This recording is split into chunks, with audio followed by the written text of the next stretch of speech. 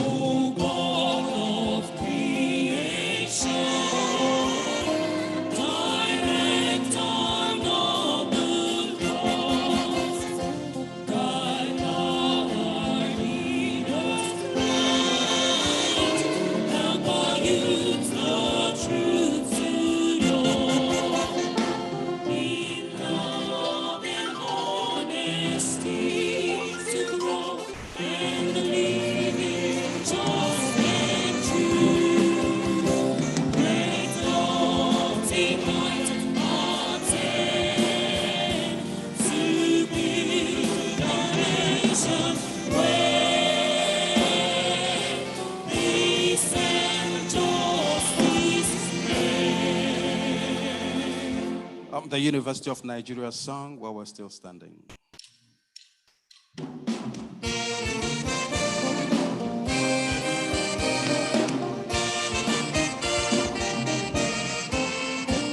University of Nigeria, my alma mater. Hail and rejoice for the sake of truth. Where young men and women do seek for knowledge. Hail and rejoice for the sake of knowledge. Where the nation's potentials do grow in the nest. Hail and rejoice for her noble ideals. University for excellence.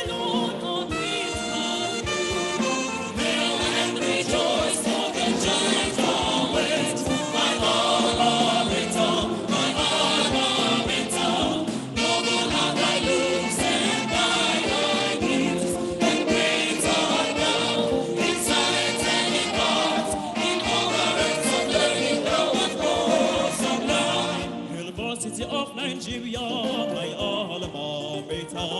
Hail and rejoice for her lofty plant. The varsity floor is sighted on soft green hill.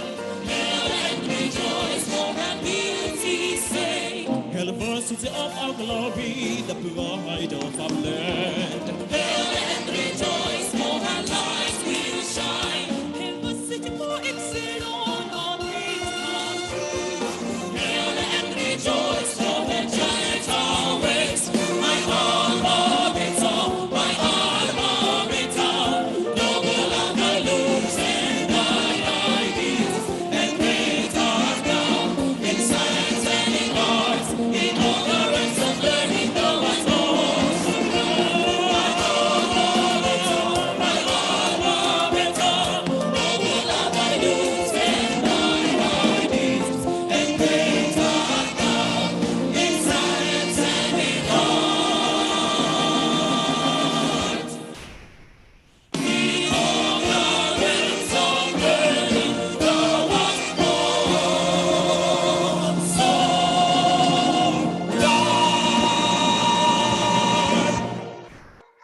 Thank you so very much. We'll allow a minute for those who's been standing to take their seats. Right after that, we'll take the opening prayers. And while they're doing that, may I most respectfully invite for the opening prayers the Anglican Bishop of Nsukka Diocese, the Right Reverend Dr. Aloysius Abo, to please say the opening prayers.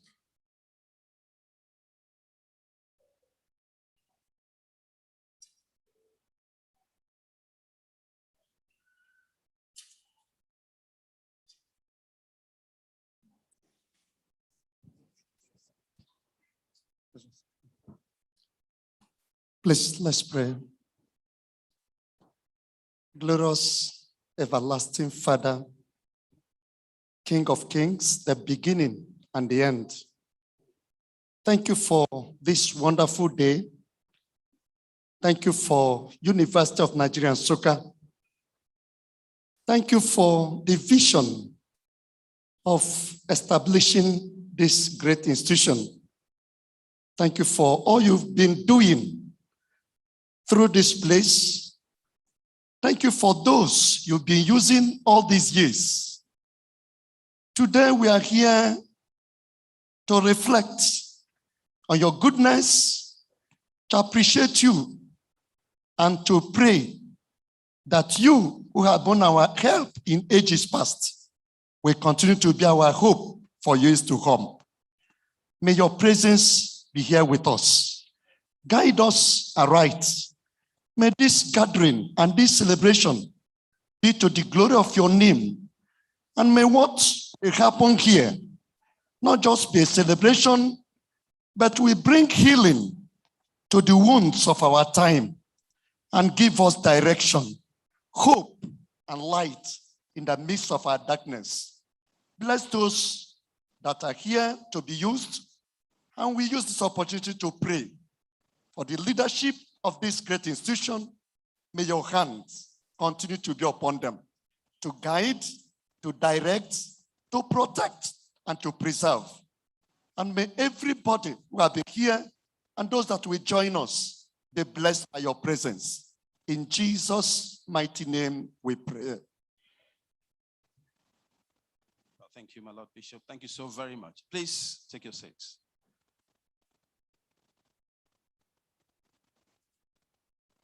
Good afternoon, everyone. May I most warmly welcome you to the 61st Founders Day celebration of the University of Nigeria. In fact, to the grand finale, which is the 61st Founders Day lecture.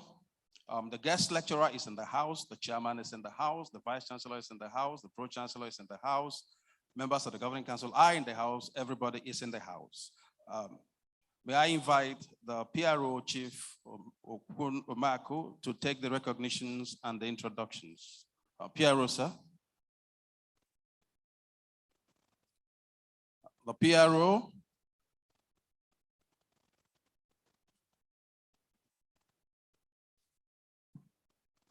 Thank you so very immensely, Professor Wanguma, Chairman, Senate Ceremonials Committee. I'll be very brief about this and brisk equally. On recognitions, I'd like to acknowledge procedurally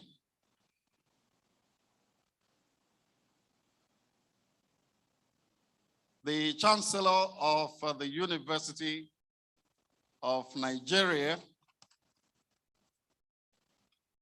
Chancellor, University of Nigeria, Oba Adeye Enito Babatunde Ogunwusi Ojaja II, the Oni of Ife, Chancellor of the University of Nigeria, here today, ably represented by Professor Jalil Ojoade.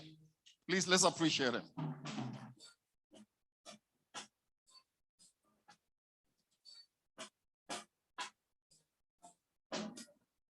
And it's my pleasure also to recognize the Pro-Chancellor and Chairman of the Governing Council of the University of Nigeria.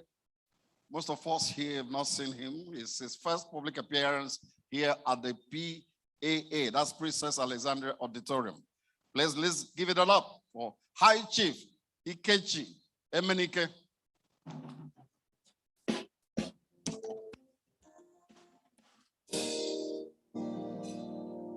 We acknowledge our own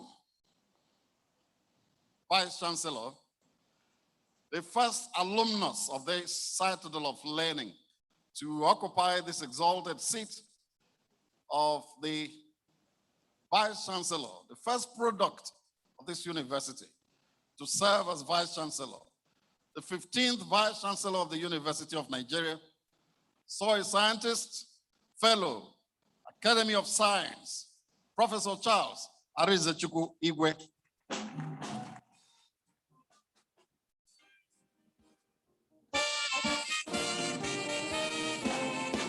And our principal officers of the University of Nigeria, Deputy Vice Chancellor Administration, Professor Patrick Uchenna Okoko.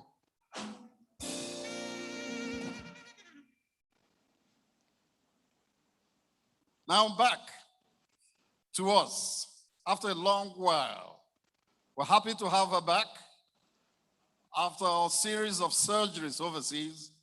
She just came back to Nigeria last night, and the love for the university brought her back to us here at the PAA celebrating the 61st Founders Day. The Deputy Vice Chancellor, Enugu Campus, Professor Mrs. Edith Nwosu.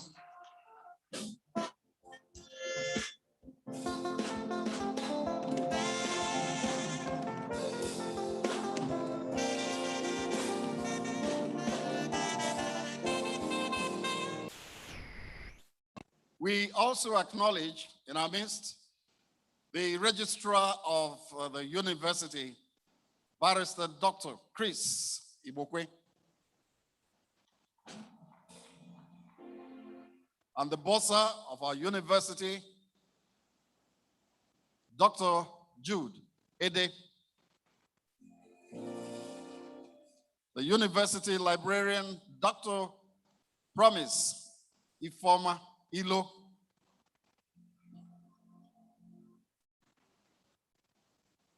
I'll go back a little bit because our Vice Chancellor may direct that my lunch be denied because I recognize the Vice Chancellor without his amiable wife who has accompanied him to this event. Please, let's appreciate Dr. Mrs. Igwe here with us with our Vice Chancellor. You're welcome, ma'am. If you were proposing one meat for me, please make it two now. We also recognize the president worldwide of the University of Nigeria Alumni Association, Sir Ben Okoronkwo.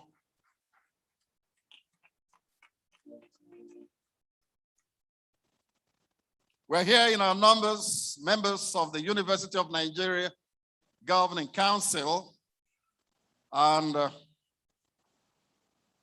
we're happy they're making their first joint appearance before us here at the Princess Alexandra Auditorium, not in any particular order. His Excellency, Ambassador Sani Baku, MFR, MNI, Member Governing Council, Professor Fidelis Ayase, a council member, Barrister Ibrahim Zailani, and our council member, Finba Ike Emogu. Dr. Aaron Adibe Abo is a member of our governing council.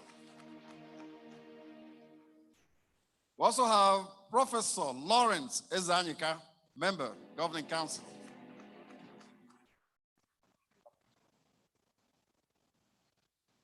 Professor Obinna Onjekwe, member, governing council.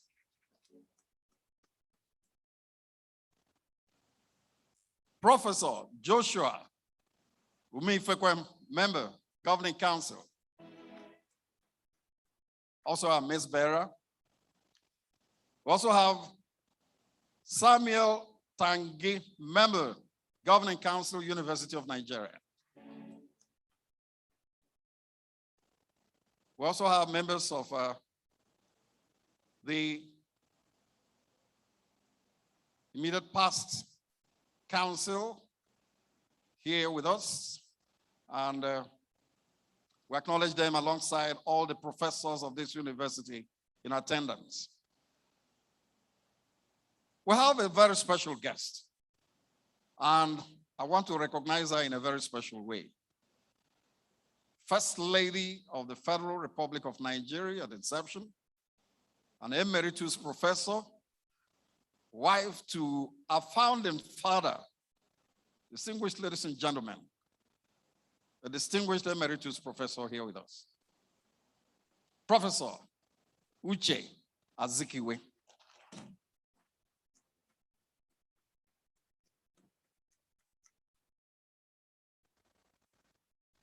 And we have another council member for recognition, Mrs. Halima, member of our governing council. You're welcome, ma'am.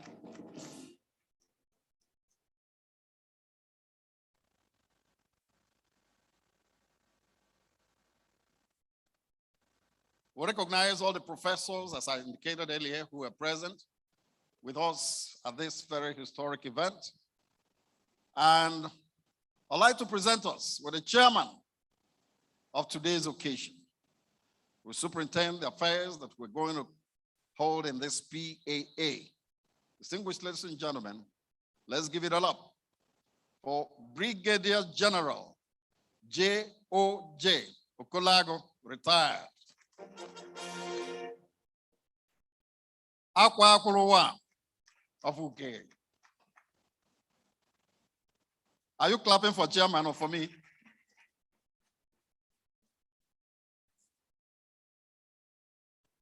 And now on to the big one. We want to acknowledge with a sounding ovation our guest lecturer who's made it over the hills, over land, all through all weather to be here to make the presentation today. And before I call him up, would note that the other council members as witnesses here with us. Professor Kenneth Afokansi, we appreciate your presence. Please appreciate him.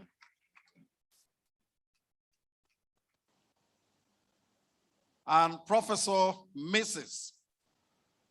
Odogi, also here with us.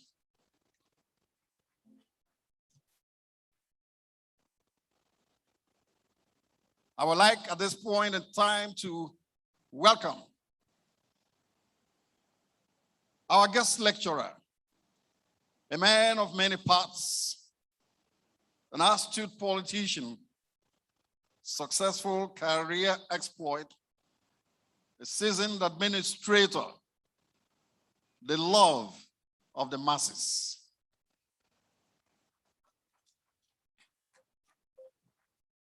A lion in all ramifications. Distinguished ladies and gentlemen, His Excellency, the Executive Governor of Aquarium State, Mr. Udom Emmanuel.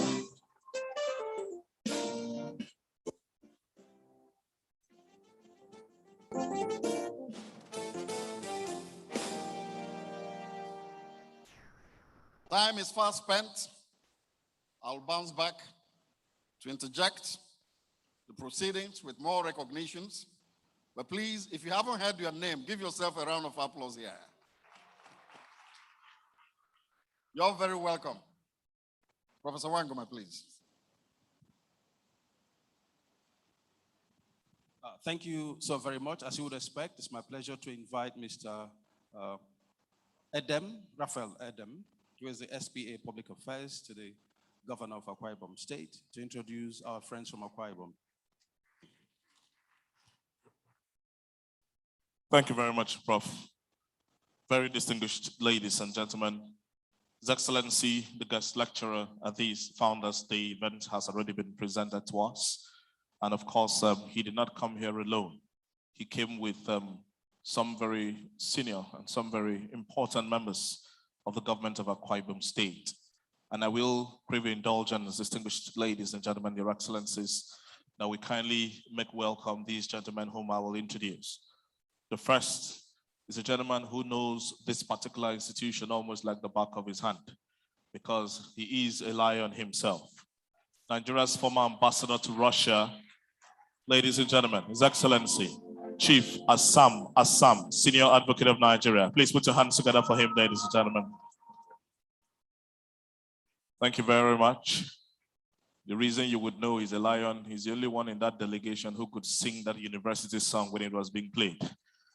Let me acknowledge also the Attorney General and Commissioner for Justice in Akwa Ibom State who has come. Another senior advocate, Uko Udom, SAN. Please put your hands together for him, ladies and gentlemen. The chairman of the Akwa Ibom State House of Assembly Committee on Education is also here. Ladies and gentlemen, please make welcome the Right Honorable Godwin Ekpo. Please put your hands together for him. Seated to his immediate right, the Honorable Commissioner in charge of the Ministry of Information and Strategy, Comrade Ini Ememobong. Please put your hands together for him. That gentleman is a former president of NANS, so I'm sure a good number of the students already know the name of the Comrade Commissioner. The chairman of the Uyo Capital City Development Authority in Akwa Ibom State, Prince Enobongowa, is also part of that delegation. Please put your hands together for him. Let me acknowledge the presence of the commissioner in charge of the Ministry of Local Government and Chieftaincy Affairs in Akwa Ibom State, Honorable Frank Achibong. Please put your hands together for him. We acknowledge the presence of another member of our team, himself a lion, a former director of press affairs in the government of Akwa Ibom State, Dr. Udeme Nana, who is here. Please put your hands together for him. There are a host of other members of staff of the Office of the Governor of Akwa Ibom State, senior special assistants that have come. But because of the brevity of the introductions, we would kindly request that all of us agree to fall under the broad umbrella of distinguished ladies and gentlemen. Your Excellencies, ladies and gentlemen, when we were walking in here, a good number of people greeted us in a language that we understand. So I'm sure that we have a good number of Akwa Ibomites who are here. Akwa Ibom is Songa. Akwa Ibom is Songa.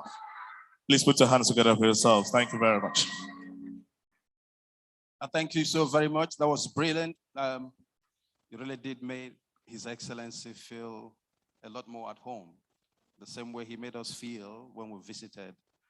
We'll take a short video trailer. As you can imagine, we're discussing the history of the University of Nigeria. And this video trailer, we should take a minute, should ideally tell the story of the University of Nigeria. Ambition, if you're ready, let's watch.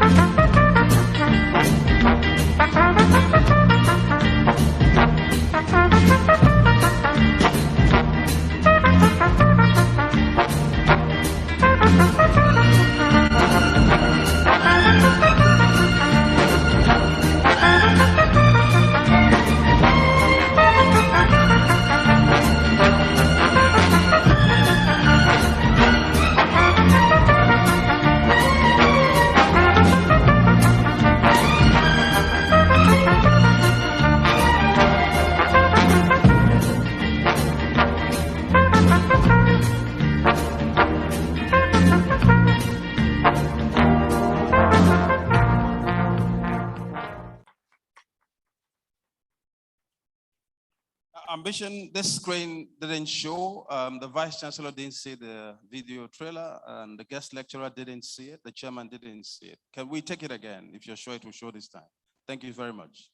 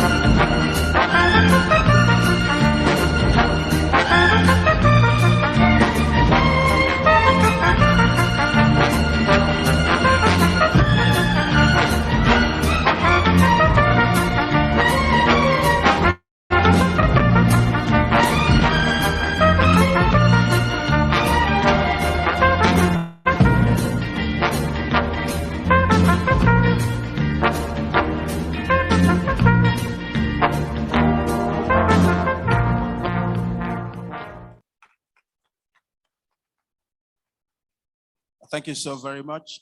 At this point, it's my pleasure, great pleasure indeed, to invite for his opening remarks the chairman, Brigadier General J.O.J. Okeze, a lion of the class of 1981. The chairman, sir.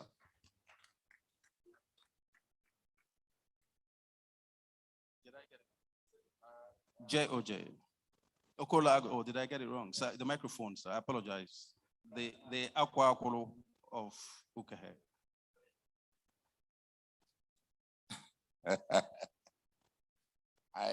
I'm laughing because Okeze, actually a great son of Igbo land. I wish him well. But I'm not Okeze, I'm Okolago. By way of protocol, the Chancellor, ably represented here, the Pro-Chancellor, High Chief Emenike Ikechi, I salute you. The Vice-Chancellor, Professor Charles Igwe, Your Excellency, the Governor of Aquarium State, I can see the love exuding from the audience.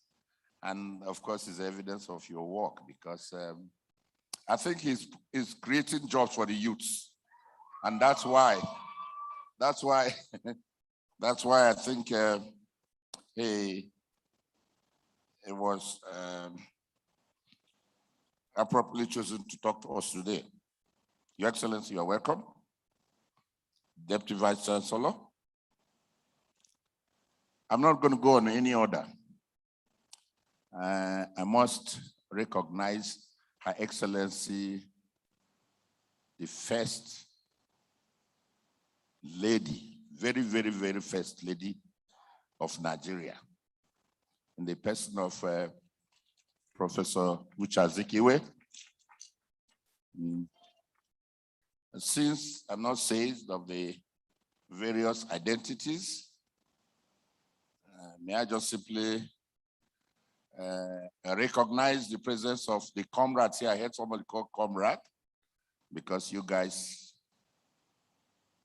we have to manage you well and you manage us well too. The press, distinguished ladies and gentlemen, the audience. Having said that, I think I can put on my headgear now. A cap, please, but we say headgear. I still haven't lost my, or left my language or culture. We call it headgear, not a cap. But now that I've put on my cap, I want to stand on existing protocols to welcome everybody who has turned out here today for this unique occasion. But I want to thank particularly Professor Charles Igwe for finding me a person fit and proper to come and chair this august occasion, where I even have state governor, a performing governor for that matter. I give it to him. I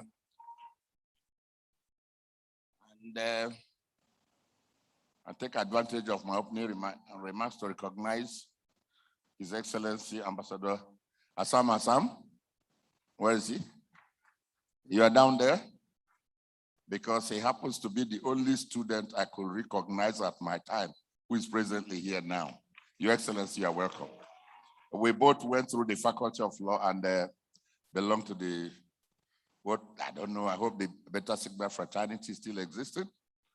Yeah, but the sword they used today was my sword, the sword I won in drill, and I donated it to them as a Sigmite. I salute them. Because the day is gone, I'm not going to waste your time for long speeches, but suffice it to say that everybody here is highly welcome and recognized. But I must take the opportunity not just to appreciate the Vice Chancellor, but to say that coming back here 40 years after I've left the university, because those who knew me then knew me as Captain J.O.J., infantry. But I'm now general retired, still infantry though, but a lawyer.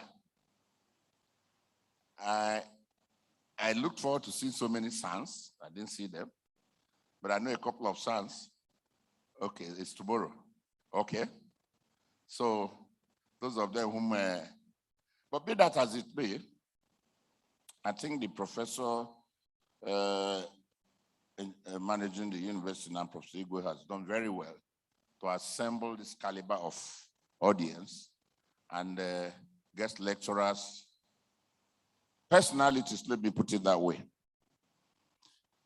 I want to say that maybe even during my closing remarks, I may have to tell the university what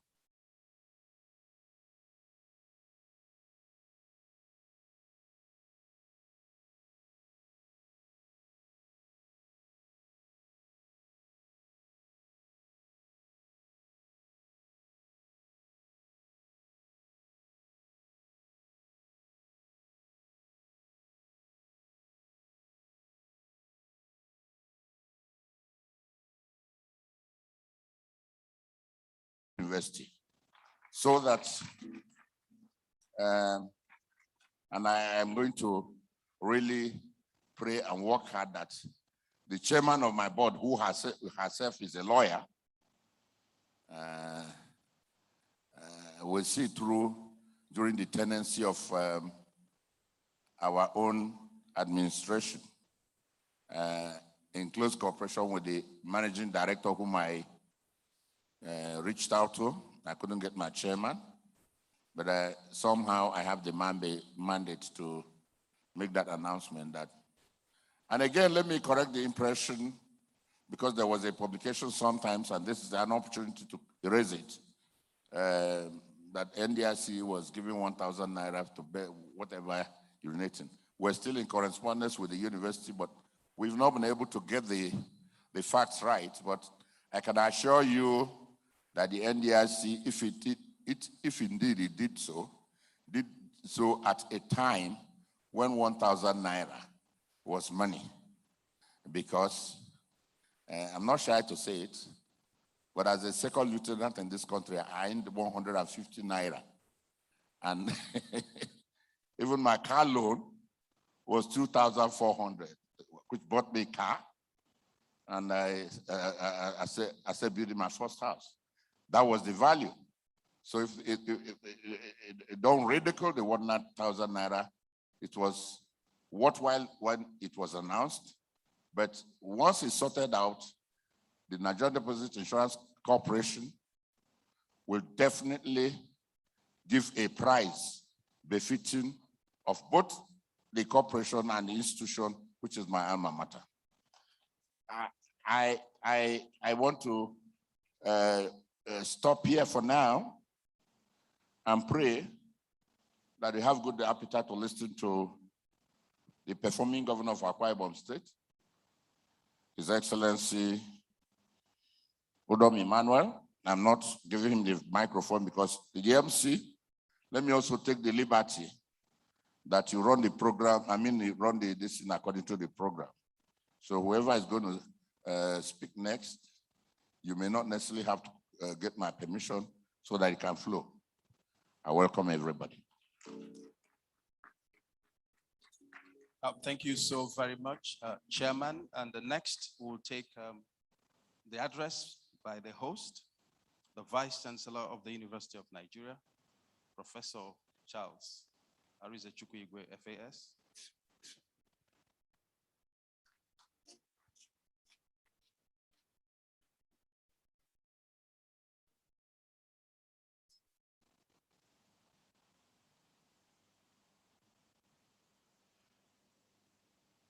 Your Excellency, Your Excellency, the Executive Governor of Aqua Ibom State, here present, the representative of the Chancellor of the University of Nigeria, the Oni of Ife, the chairman of the Governing Council, University of Nigeria, here present, principal officers of the university, council members, the widow of the first president and the founding father of this university, Emeritus Professor Uche Azikiwe. I call her Oweleres. My own wife and my better half, Dr. Mrs. Ngozi Igwe. The chairman of this occasion, the People's General, General J.O.J. Okolago. Members of the Akwa Ibom Executive Council here present. Members of the Akwa Ibom State House of Assembly here present.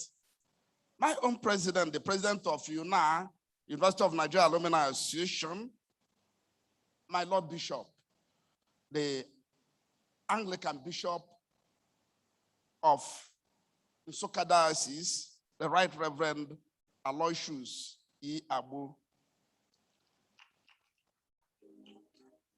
Ndị Igwe, Ojoko, Mkposhi, Ndị Nze na Ọzọ, distinguished guests, members of the Fourth Estate of the Realm, ladies and gentlemen, lions and lionesses. Lions and lionesses, on behalf of the management, staff, and students of the University of Nigeria, I am delighted to welcome you all to this very happy occasion of the 61st Founders Day celebration of our great university. I have reserved the warmest welcome for our guest lecturer, the Governor of Akwa Ibom State, His Excellency Mr. Odom Emmanuel, and his entourage, who are visiting our university for the very first time. His Excellency, your presence here today has added both color and candor to our celebration, and we are grateful that you could choose to be here today over and above all other competing engagements. I heard from the grapevine that you were supposed to be even with your alma mater for some other function, but you decided to be here.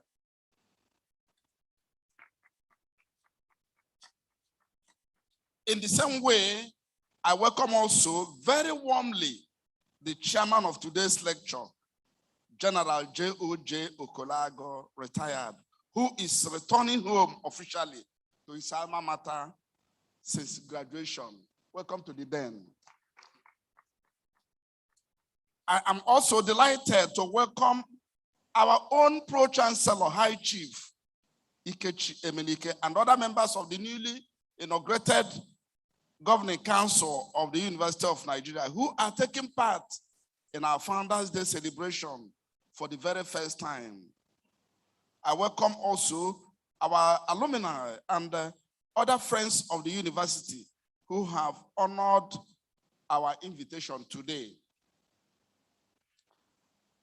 As you may already know, the Founders Day celebrations are intended to celebrate the founding fathers of our university, which was established on the eve of Nigeria's independence anniversary in October 1960.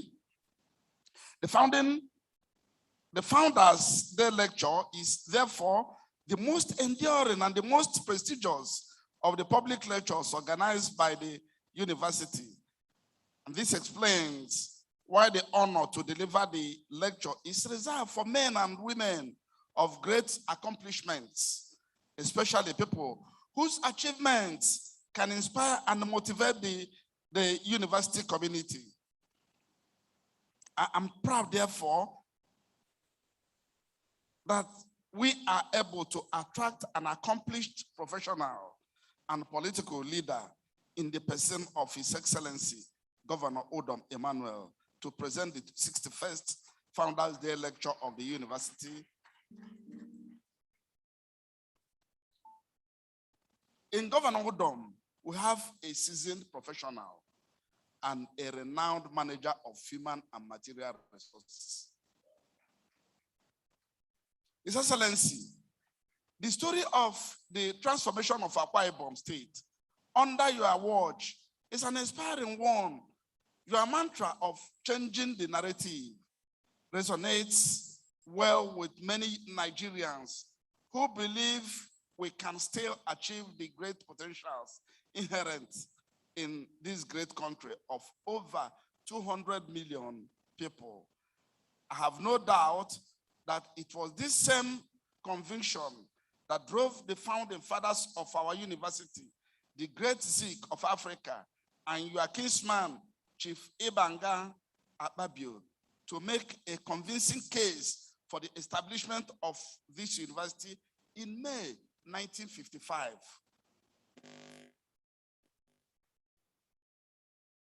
As an optimist, I have no doubt that your lecture will leave us inspired and motivated to continue to work towards the country of our dream. In addition, I'm also sure the lecture will reveal why you are highly sought after as a great lecturer in the country. In our chairman, we have a lawyer, an army general, and you can see that the way he takes his salute. They say, "Oh, soldiers."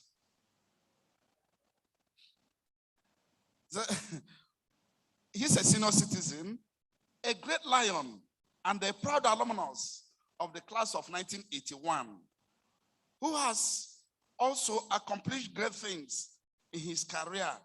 General Okolago, who retired from the Nigerian military as a brigadier general in 2002, is a member of the board of the Nigerian Deposit Insurance Corporation, NDIC, and a member of the board of trustees of the All Progressive Congress, APC. Today, General J.O.J., as he is fondly called, has returned to his alma mater after 4 decades to chair the 61st Founders Day lecture of our university. I thank him most profoundly for accepting to make the long trip from Abuja just to chair the lecture at such a short notice. As the Vice Chancellor of this great university, the cradle of university education in the country, I am proud to have sustained this tradition of organizing and hosting the annual Founders Day lecture of the university. Such events are important as they offer us a chance to celebrate our founding fathers and to reflect on our achievements over the years.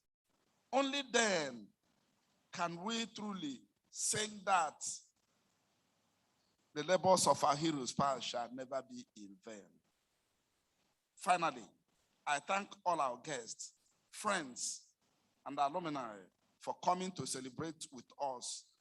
I wish you all a great experience in Nsukka and assure you of the traditional hospitality of our university. Thank you, Professor Charles Arize Chukwuigwe, Vice Chancellor and Fellow of Academy of Sciences.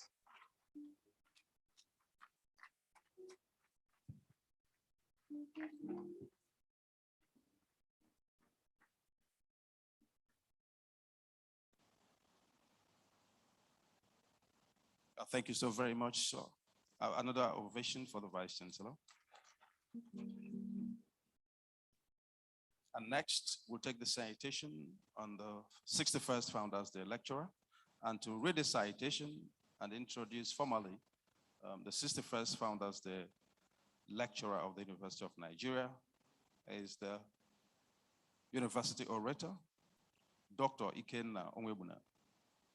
The citation on the 61st Founders Day lecturer. Please.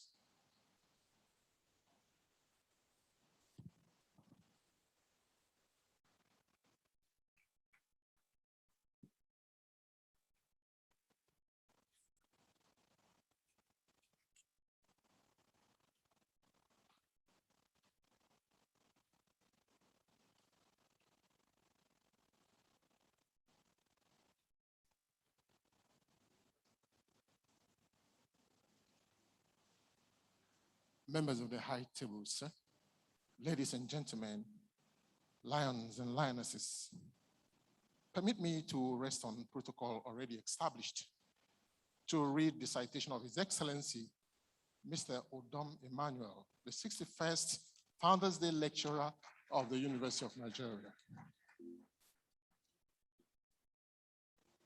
The life of the distinguished lecturer of the 61st Founders Day anniversary of the University of Nigeria fits snugly into the cocoon contrived by Helen Keller. Thus, success is not final.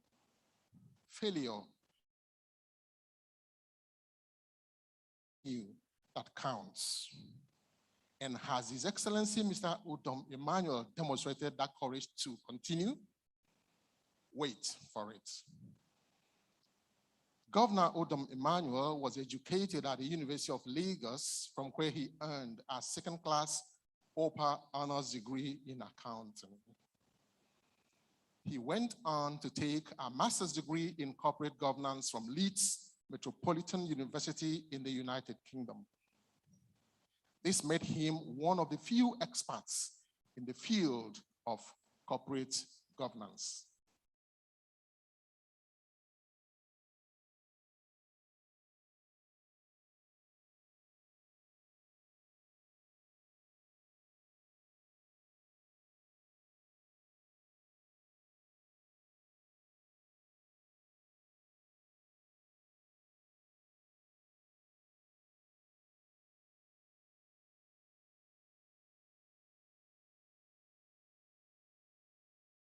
Of an executive director at Zenith Bank PLC before making the equally successful foray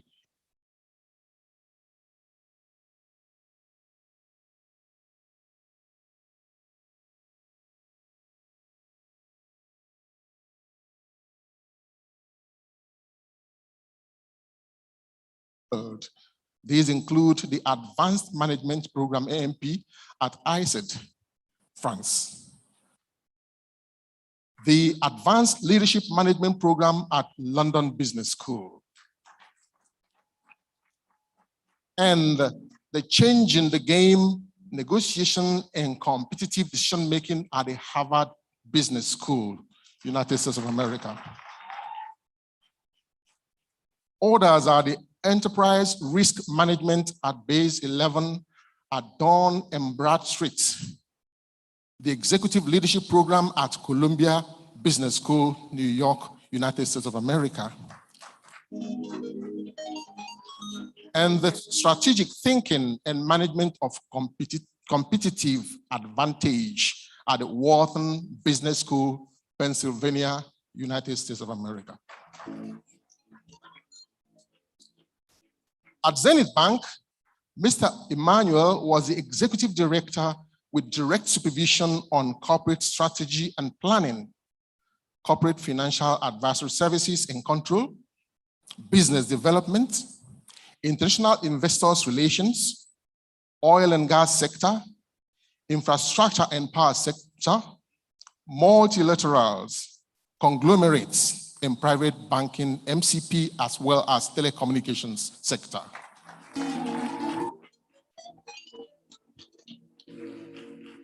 Before he was elevated to the position of an executive director at Zenith Bank, Mr. Udom Emmanuel had held many non-executive directorship positions. He was at various times at the helm of the affairs of Zenith Bank, United Kingdom Limited, Zenith Bank, the Gambia, and Zenith Bank, Sierra Leone. He also headed other subsidiaries of the bank, namely Zenith Insurance, Zenith Pension and Custodian, Zenith Securities, Zenith Trustees, and Zenith Registrars. Governor Emmanuel also served as a non-executive director, African Finance Corporation, AFC, and at the Nigerian Interbank Settlement Systems, NIBS. Governor Udom is a fellow of the Institute of Chartered Accountants of Nigeria. a fellow of the Institute of Financial Management, as well as an associate member of the Chartered Institute of Taxation of Nigeria. Udom's foray into public service began in July 2013 when he was appointed the secretary to the government of Akwa Ibom State, Nigeria, SSG. A position in which he exceeded the expectations of his employers. Following a successful election and a landslide victory, Mr. Udom Emmanuel emerged the governor of Akwa Ibom State on April 11, 2015.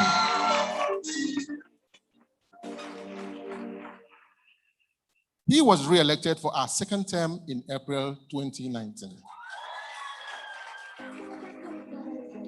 In addition to his many achievements in terms of infrastructural development and industrialization, Governor Udom Emmanuel is driving a mindset change in Akwa Ibom State.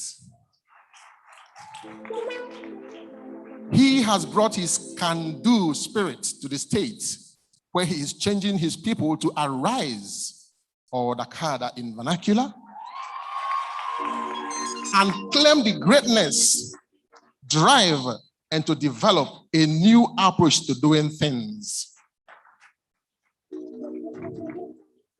This spiritual and moral rebirth has been happily internalized by the people of the state and has yielded many results. The chairman, a guest lecturer, is an award-winning governor. He was voted the most outstanding governor in the current political dispensation by the Nation newspaper, a major newspaper that is owned by the national leader of the APC, Asiwaju Bola Ahmed Tinubu.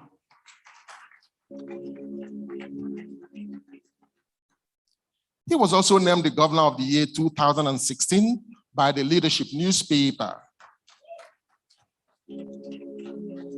And the icing on the cake was the Integrity and National Service Award bestowed on him by the Nigerian Television Authority, NTA.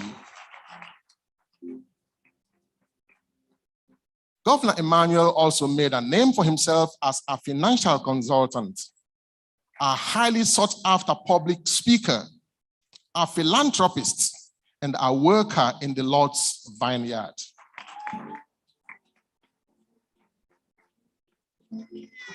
Governor Emmanuel is happily married to his beautiful wife, Her Excellency Martha,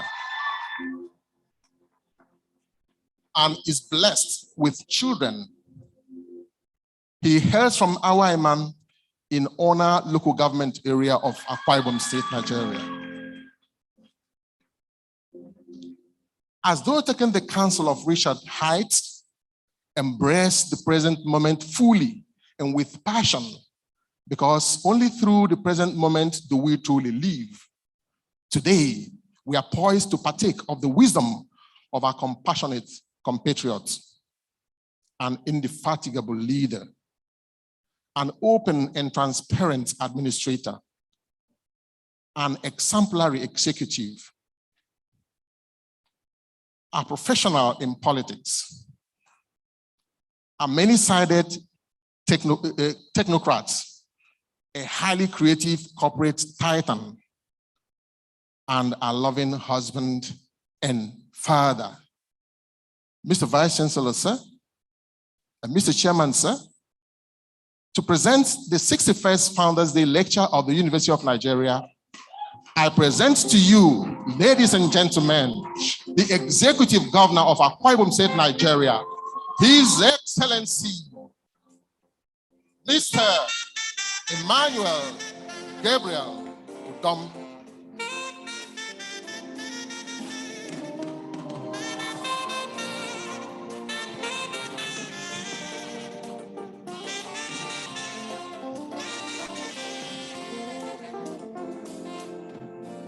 Please shall we be seated. Thank you so much.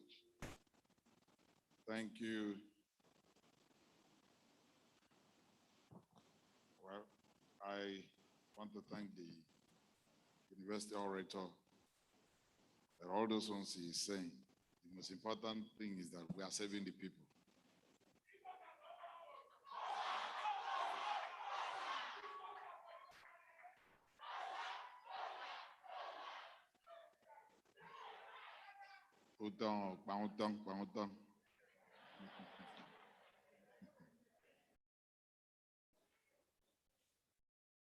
The chairman of this great occasion, the People's General, Brigadier General J.O.J. Okoloagu, the Chancellor of this great institution, represented by Professor Ojoade, the Oni of Ife, being ably represented, our Pro-Chancellor, High Chief Ikechi Emenike, our chief host and his dear wife, the chief executive of this great institution, the Vice Chancellor, Professor Charles Igwe and his dear wife, Deputy Vice Chancellor Admin, the spouse of the founder of this great institution. Let me join the Vice Chancellor to call her Uweleres, the Professor Emeritus, Uche Azikiwe, the Registrar, the Librarian, other council members here present, the members of my entourage, my Attorney General, His Excellency, the former ambassador, Nigeria's ambassador to Russia, members of the Executive Council of Aquarium State Government, those that make things happen, the senior special assistants, and the main people behind the governance. The international president of UNN Association, Sir Ben Okoronkwo, gentlemen of the press, ladies and gentlemen, lions and lionesses, great Akokites. None is here. Oh my God, I can't be here alone. Thank you, sir. Thank you, sir. Thank you, sir. Greatest Nigerian students. Today, the lecture is on a very familiar theme, changing the narrative of development in this country through industrialization and infrastructure. And I'm going to draw a whole lot of examples, analogies to things that we see. And permit me also, if I mention places like America, why would I mention America? Number one, because we copy or we adapted, let me put it that way, the presidential system of governance from them. So we have almost the same structure. So, and I'm also one person, I compare with the best. I don't compare with the mediocres. So I compare with the best. And so permit me if I do that. And at the same time, I'll speak, you can see I came with the chairman of my State House of Assembly on education. So that if I speak well, it will add more to my budget for 2022 for education.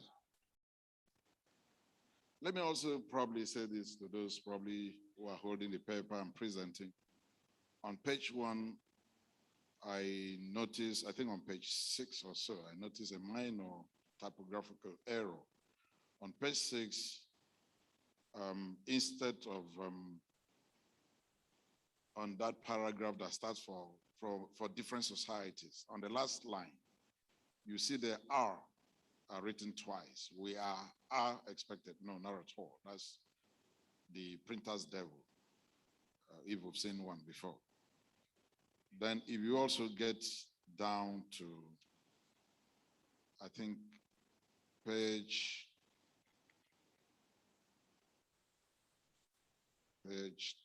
13, page 14, where you have water is a cleansing agent, that paragraph. If you move around that area, come down to where I said they should be involved in politics. That is why I am in politics. I said politics is too serious a business. I think they omitted are there.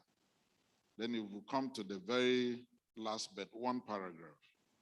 You see there where we say we can also restore. I think there's a printer's devil there. Is we can jointly restore.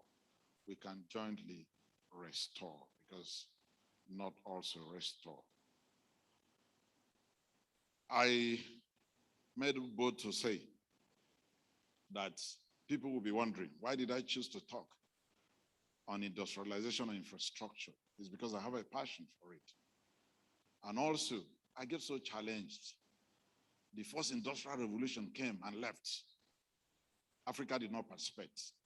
So many things came and left. Africa were all left out. And even sitting back as a person, as a governor, so many other things happening around. And it seems as if we didn't want to participate. In this lecture today, you see how we launched in and how we also participated. One of such examples I'll give during my lecture is when we looked at the airspace. The whole country, Nigeria, no national colors. Ghana, our neighbor, no national colors. We said those who are flying the colors, do they have two heads? A state can create, can do something much better. And we launched something out. You get to know along this paper. But first of all, let me start by thanking the Governing Council, the Senate, management, staff, students, and the entire academic community of this great institution for your kind invitation for me to come and join you in the celebration of your Founders' Day. I don't take this for granted. Thank you again for the added honor of asking me to address this yearly lecture, an event that has attracted other personages and eminent Nigerians across professional and social lines who had mounted this podium and addressed you on issues that are germane to the acceleration of our national development and an extension of the frontiers of our national discourse as a people. I bring you greetings from the good people of Aquarium State, the land of promise and God's own piece of real estate. The founding of the University of Nigeria, Nsukka, has a profound connection with Aquarium State. It was the late Iban Udo Akpabio, a son of Aquarium State, who in 1955 first moved a motion for the founding of this great institution. And the motion was seconded by the late great Zik of Africa, Dr. Nnamdi Azikiwe, who eventually expedited the process for its establishment and the intellectual rebirth. So we can see the symmetry of impulse between this land of knowledge and the land of promise called Aquarium. There's that symmetry of that impulse. So since its founding 61 years ago, this great citadel of knowledge has produced and helped shape some of the best and brightest minds in this country, and some even outside this country, because it got to a time where in Nigerian universities, a whole lot of proportion or high percentage of students were not from this country.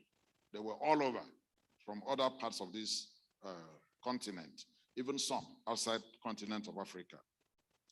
From thinkers to doers, and some of the most impactful technocrats from our state are all from here, thus cementing further the bond of friendship forged through intellectual flourishes and commonalities of thoughts and beliefs.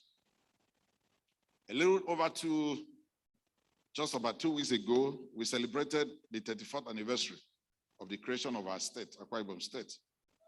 And we thank God for lifting us from the abyss of underdevelopment to our current status as the destination of choice for investors, for tourists, and the preferred location for seminars, conferences, and retreats. The University of Nigeria, Nsukka, prides itself as the cradle of intellectualism in Nigeria, just as Aquarium State considers itself as the crucible of the new Nigeria. This is not an idle boast.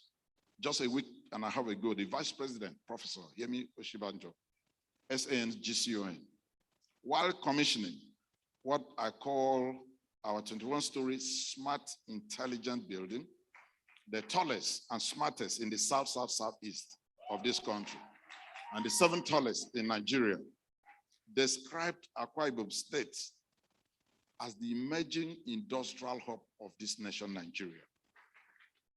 Similar sentiments had earlier been expressed by former US Ambassador Terence McCauley, who, while on a visit to our state, said, "I am here in Akwa Ibom for the first time, but I have to say that the future of Nigeria is in Akwa Ibom State," unquote. It was this testimony of a witness.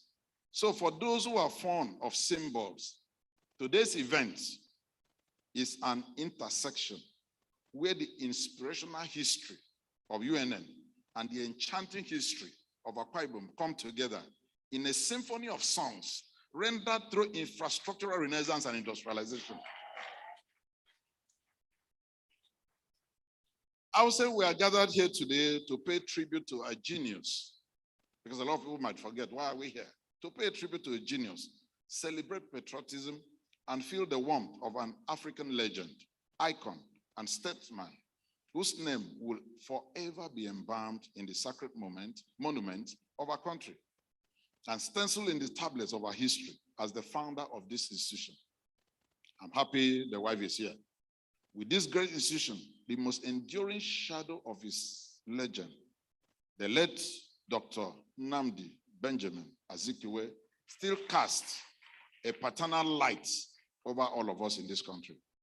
This father of our nation, whose influence transcended national boundaries, came to be known as the Zik of Africa, not even the Zik of Nigeria, the Zik of Africa. He broke out of the Nigerian mold and wrote his name in global folklore and legends. His shadow still hangs over this great institution like a giant, golden, welcoming statue. The Statue of Liberty that I always see, say the one in New York, has a towering image of a woman holding aloft a lamp with an inscription: "Give me your tired, your poor, your huddled masses, yearning to break free, the wretched refuse, your teeming shore. Send these, the homeless, tempest-tossed to me. I lift my lamp beside the golden door," unquote. The University of Nigeria, Nsukka, Nigeria's first indigenous and the only university of Nigeria,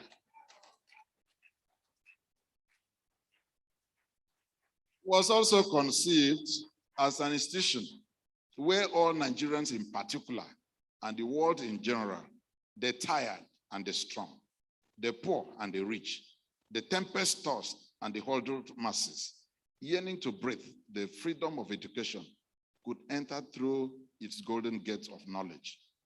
The university does not only hold aloft the hope of Nigeria, it has a symbolic relationship with our country, Nigeria. This institution, that's the UNN, is the only university which bears Nigeria's name, and the only university which was opened as part of the celebration of Nigeria's independence by our Royal Highness, Princess Alexandra Kent, on October 7, 1960. The alumni of this institution sometimes use a car sticker. I normally see you people on the road with the legend: "An alumnus of UNN is ahead of you, naturally." But when I see you, I don't envy you. I only see it and read and pass. Today, you need to move from being ahead naturally to being ahead nationally. You want to be ahead as an institution in solving the many complex and intricate problems that beset and threaten this nation, Nigeria. We want UNN to remain the intellectual bastion of hope in a nation trapped in the cobweb of fear and despair, insecurity, ethno-religious crisis, political fault lines that appear to be widening, while unity and brotherhood that the late Zik preached until he breathed his last, today hang precariously and perilously on a thread. We desire UNN to continue to be the vanguard, to deepen our national unity, to live together as brothers and sisters, Or as Martin Luther King Jr. said, perish together as fools.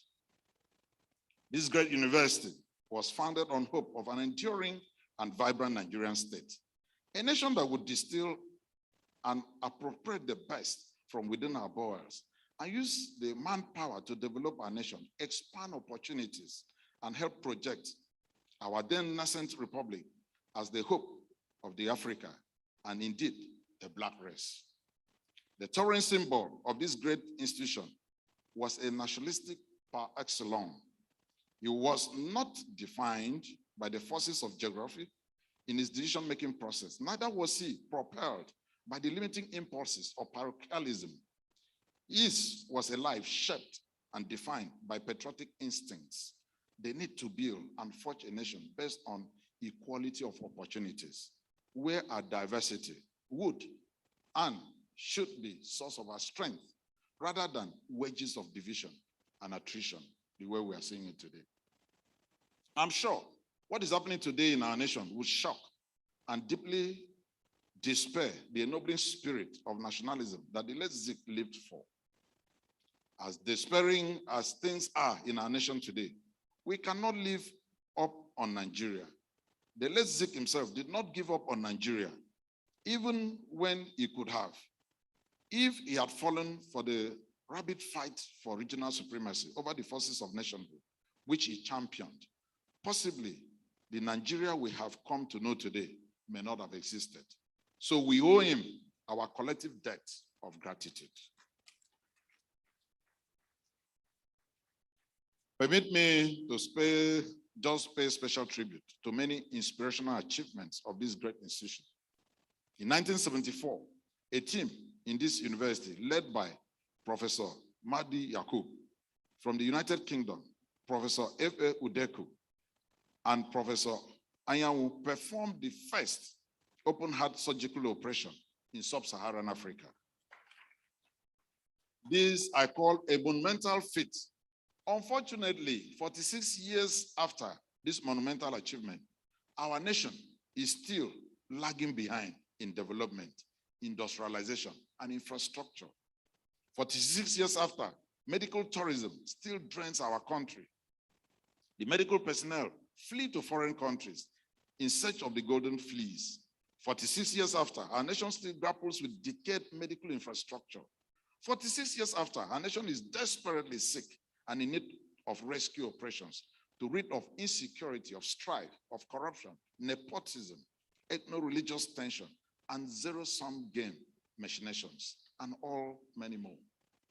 The topic of this lecture excites me a whole lot, changing the narrative of development through infrastructure and industrialization. Since this lecture is not meant for an economic journal, and I certainly have no interest in publishing it in SEM. So please, the academias, permit me. It's not going to be a journal. I seek your understanding if certain conventions or protocols that guide academic papers are not observed. You know, I'm a politician. Most so, I intend to speak from my heart. And when you speak from your heart, you do not mind conventions. This is a little bit like asking a pop music artist to come and deliver a lecture to classical musicians. The essence of his music lies in its rhythm, pathos, and passion, while the essence of the classical musician lies in structure and form. Most so, take this as the voice of the one crying in the wilderness. I quote this from the Bible, which says, "Prepare ye the way of the Lord. Make straight in the desert a highway of our God. Every valley shall be exalted, and every mountain and hill shall be made low, and the crooked shall be made straight, and the rough places plain, and the glory of the Lord shall be revealed. And all Nigerians shall see it together, for the mouth of the Lord has spoken." Unquote. A cry, if I take from that Bible portion, a cry has no form and no structure. Otherwise, it is not a cry. But it is not only a lament, but an effort in hope. A cry is meaningless as an end in itself. We cry, but we see through the mist of our tears while we chart a path forward as a country. There are so many definitions of development because the term is complex and ambiguous, and its meaning can vary depending on the context of its usage. But when you break the term down, it all comes down to bringing about social and structural changes for the empowerment of the people. It's as simple as that. I identify with the view of Amartya Sen, economist and Nobel laureate, who posited that development is about well-being. The human being, the father, the son, the daughter, the mother, the farmer, or the student is the sum of all government's activity, nothing more than that. In the 80s, Nobel laureate Sen confounded the traditional welfare economics idea that incomes should be the main measure of well-being. It was his view that poverty was a result of a wide range of deprivations in the standard of living, health, education, and others, not income alone. His research on the approach to understanding well-being led to the introduction of the Human Development Index and the Multidimensional Poverty Index by the United Nations. He further expanded the frontiers of his intellectual dialectics in 1999 with an argument that freedoms should also be considered not only as a means, but an end in development. Analyzing Sen's argument, Owen Bader, a former vice president of the European Center for Global Development, agrees that development must be judged by its impact on people, not only on changes in their income. So if we all claim we have had so much development, what's the impact on the people, not just the income? It must be judged on issues like choices, like capabilities and freedoms. We must be interested in the distribution of these improvements, not just the simple average for society. Consequently, we must see development as a process that raises the question of who has the power to implement the process and who will benefit from the process. Therefore, to simply see development as an improvement in people's welfare and well-being falls short of this mark completely. Development should be about lasting change, not only shouting change, but lasting change. It should be about creating change, not managing change. Development should not only be about improvements in welfare of citizens, but the capacity of the government to provide the environment for the welfare and well-being of the people on a sustainable and long-term basis. For different societies, the goal of sustainability varies. What United States needs at this time may not cohere with Japan or India. So what Akwa Ibom needs may not be the same with Enugu State or Lagos State. But the central to any of these is the drive to provide infrastructure and industrialize. I think that's where we begin to solve our problems. Even advanced societies still invest in upgrading, providing more infrastructure for their people. As we speak now, the United States is planning to spend over $3 trillion. I'm sure you can read that all over the news, to revamp its infrastructure. You now imagine, how can United States that you seems everywhere is like, but they are just proposing infrastructure revamp budget of $3 trillion. If a country as advanced as they are is doing this, then we are expected to even do more in this regard as Nigeria. Making development sustainable and lasting comes through industrialization and the provision of infrastructure. Industrialization is that process of transforming an agrarian society to an industrial society. And for those who are following, probably my presentations of recent, I said that there are three major gateways to industrialization. Three major gateways that are very simple. We can't industrialize as a nation when we don't have the road network, when our airspace is not being fully utilized, or our shorelines are just made to waste. In that case, we cannot achieve it. The process involves a replacement of so much, human effort, movement, with something a little bit more mechanized. The modern guys will tell you is ICT, information, communication and technology management. Replacement of mass production of craftsmen with assembly lines. Come to think of it, how many do we have? And do you know where a country is falling short? Today, I made this example when I was opportune to speak at the Leadership Award presentation in Abuja. I said, how do we judge our country? A country where the number of jeeps, 4x4 vehicles, are more than the number of tractors in the farm. It means we have a problem. Because the number of jeeps you see on the road, in Abuja, in Lagos, everywhere, in Enugu, is more than the number of tractors that we have in the farm. And meanwhile, we have 200 million people. Then we have a problem.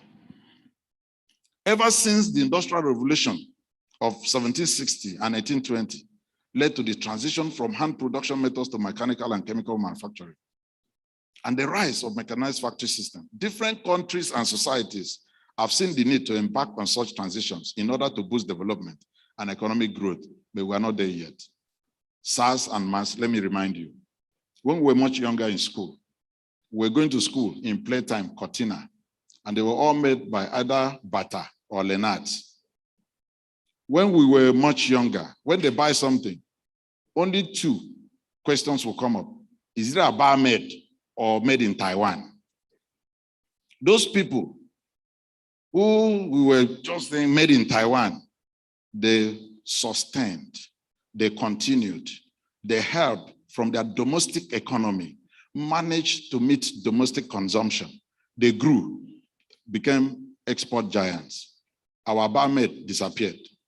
I don't know how many things now. It's only the present governor that are trying to bring up proudly Aba or proudly Abia, trying to bring back even what we are making, some dresses and so on. But it wasn't like that.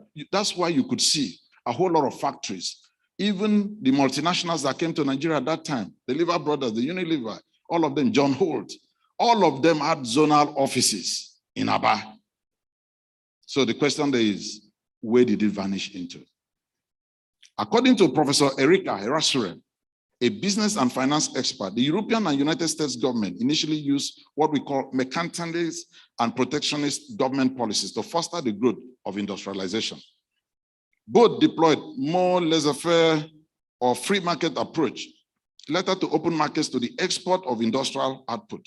It is the duty of every responsible government to create the requisite environment for industrialization to thrive. Richard Branson, the English business mogul who founded the Virgin Group, which runs over 400 companies now, says that government and business must come together on the interlinked issues of conservation, economic development, and renewable energy. It is on this template that can drive industrialization and lead to development of Nigeria. It is implied in Abraham Lincoln's famous definition of democracy, which we all know. I think anybody, any little child can always recite for you. Abraham Lincoln said, democracy, he described it as a government of the people, by the people, and for the people. We all can attest that we have a government of the people. We can all confirm that we have a government by the people. The missing part of that puzzle is that we cannot say that we have a government for the people. A government for the people feels the pain of the people. A government for the people is diminished when one person dies an avoidable death. A government for the people sees injury to one as injury to all. Campaigning for office is a government of the people. Swearing you in and holding office is a government by the people. Performance and letting the people have the dividends of democracy is the government for the people. That's Udom's definition. When you campaign, you are government of the people. The day they swear you in, you're government by the people. But the day you deliver that dividend, that's when you become government for the people. This was what agitated my mind when I assumed office as governor in 2015. Before this time, while still in the private sector, I had watched our hopes betrayed in more ways than one, and gradual deterioration of our national infrastructure. There were too many questions and little or no answers to them. Whatever happened to a Jakarta steel mill? What happened to the once thriving Nigeria newsprint manufacturing company in my state, in Okuiboku, that was located there? Why do we have such unmotorable roads? Why are there so many abandoned projects littered across the length and breadth of our country? According to a Senate committee report, the federal and state governments have nearly 12,000 uncompleted projects, which would require about 7.7 trillion naira to complete. It is my candid opinion that if these projects or a significant number of them were completed, our industrialization drive would have gathered greater momentum and our nation would have grown on all indices of development beyond where we are today. I think we need to look backwards. As I'm talking right now, you can imagine the aluminum smelter in Ikorobasi that employed thousands of Nigerians is lying completely west.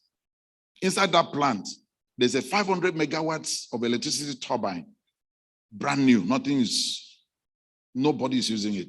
Meanwhile, we're looking for power. These were stark realities that confronted me when I was elected.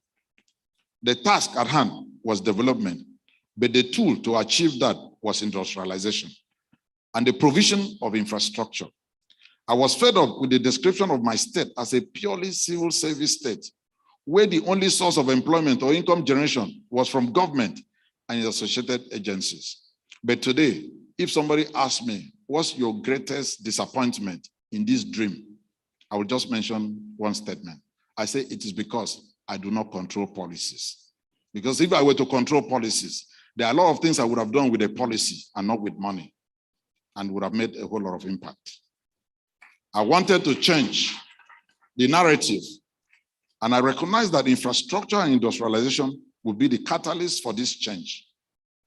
Conscious of that, we made industrialization the central plank of our development, and this was distilled into our 5-point initial governing document of job creation, infrastructural consolidation and expansion, poverty alleviation, economic and political inclusion, and then wealth creation, which today has been condensed into the 8-point completion agenda. And it might interest you to know that even before I get into the office, if I were to bring my laptop, you would have seen the date. I had the blueprint of what I needed to do in government, because you can't get into government by accident. You must plan. A lot of leaders, you need to develop, you need to actually plan to lead. You don't just lead by accident. In doing this, I was conscious of how nations of the world, such as the United States, that I took your permission to use them a whole lot in this, my lecture, were able to rise from an agrarian society as Thomas Jefferson had envisioned to be, at independence, to an industrial and post-industrial behemoth it has become today. Thomas Jefferson has defined the future of America at that time purely along agrarian lines. He spoke about all men being created equal. For him, they were created to be equal farmers. He likened the farmers to the salt of the earth. And in this 1718 letter to George Washington, he said, I quote him, agriculture is our wisest pursuit because it will, in the end, contribute most to wealth, good morals, and happiness, unquote. He suspected the bank and business persons like me, the mercantilist tendencies and the trappings of modernity, but he had a counterpoise in their person of Alexander Hamilton. The West Indies immigrant had other plans to move America from an agrarian society to a nation of mercantilist favor, which infrastructure, commerce, and free market approach will lead the way. And all these are not rocket sciences. These are things our people even teach in other places. It's the execution that is our problem. And so, shortly after I was sworn in, fully conscious of where we were going, I set up a technical committee on foreign direct investment and charged them to go all out and sell our states, our areas of comparative advantage, and ensure that through industrialization, we would expand the opportunities of growth for our people, and in the process, change the narratives of our development. We also recognize the facts that the key drivers of industrialization are the quality of infrastructure on the ground, and of course, peace and security, since investors will not go to a place that is unsafe and insecure. I said this when I just did a TV program nationwide. I said that people should be mindful that money is a coward. It does not go to where it feels unsafe. Money is a coward. So security, peace is a panacea to even our development, because we need investors. We just began in our state the strategic and careful plans to provide world-class infrastructure through land, sea, and air. Today, ladies and gentlemen, the Akwa Ibom story has become a national story. A state that was once a civil service state today is being described as Nigeria's best kept secret, Akwa Ibom State. We didn't just construct roads. We are not just doing road construction for the sake of it. We have embarked on what I call economically viable roads that will interlock the state in one seamless movement. Today, if you enter Akwa Ibom, I'm sure our internal roads will speak for itself. And we are doing more. We are not there yet. We are doing more. It's ongoing. That's why we are called developing states. So we are not yet developed, we are developing. We can connect the state today from Uyo to Ikorekbene on a dualized thoroughfare to Eket in less than an hour, on roads that compare with the best anywhere in the world. It was former American President Dwight Eisenhower who saw the critical role road infrastructure can play in opening up the development of the United States. He saw that the North did not seamlessly connect with the South, especially as the Cold War dawned with the Soviet Union. Thus today, through his visionary approach to development, the vast subcontinent of the United States of America is easily linked through interlocking road network across the 48 contiguous states. The effects of these roads have been chronicled in developmental journals as a testament to vision and the reason why American economy rebounds faster after moments of recession, because they build infrastructure. I don't have much time. I would have also given you an example of Greece, how they build infrastructure during Athens 96 and during the recession in Europe, what happened. In a little over 6 years since we came in, we have constructed or have ongoing over 1,000 kilometers of economically viable roads spread across the 3 senatorial districts of our state. Just 2 days ago, the Senate President, Dr. Ahmed Lawan, was on hand to commission a 25-kilometer federal, what people call federal government road, Uyo Ikorekbene dual carriageway, from the capital city to Ikorekbene in less than, now, a journey that could take you almost an hour or more can now take you just 15 minutes. So tell me why economy of time could not come to play. So you see the level of economic activities this has engendered cannot be overemphasized. I keep advising my students and telling people that I mentor. I say, whenever you see a man that is time rich, he cannot be cash rich. And any man who is cash rich cannot be time rich. So time is supposed to be managed and not be wasted. In my first time in office, aware of our status as the leading oil and gas producer in this nation, and the poor, almost impassable state of roads between Eket and Ibno, where in the history of the whole world, I don't know how many of you are aware that QIT in Ibno had processed over 15 billion barrels of crude oil, the highest in the whole world. But if you get to that area, before I came into office, there was no road to the place. There was no road. And if you come to Akwa Ibom today, NNPC had not installed one tank, how do you call it? Fuel dump, even for, refined products. No presence of NNPC, no presence of DPR, no presence of anything named of any group of that kind. But we have to make sure we see what we can do for ourselves. The main operation axis of ExxonMobil today is in that area. We went about completing that road with messianic zeal. Today, the pain of commuters used to experience in that road have been ameliorated. We are doing same all over the place.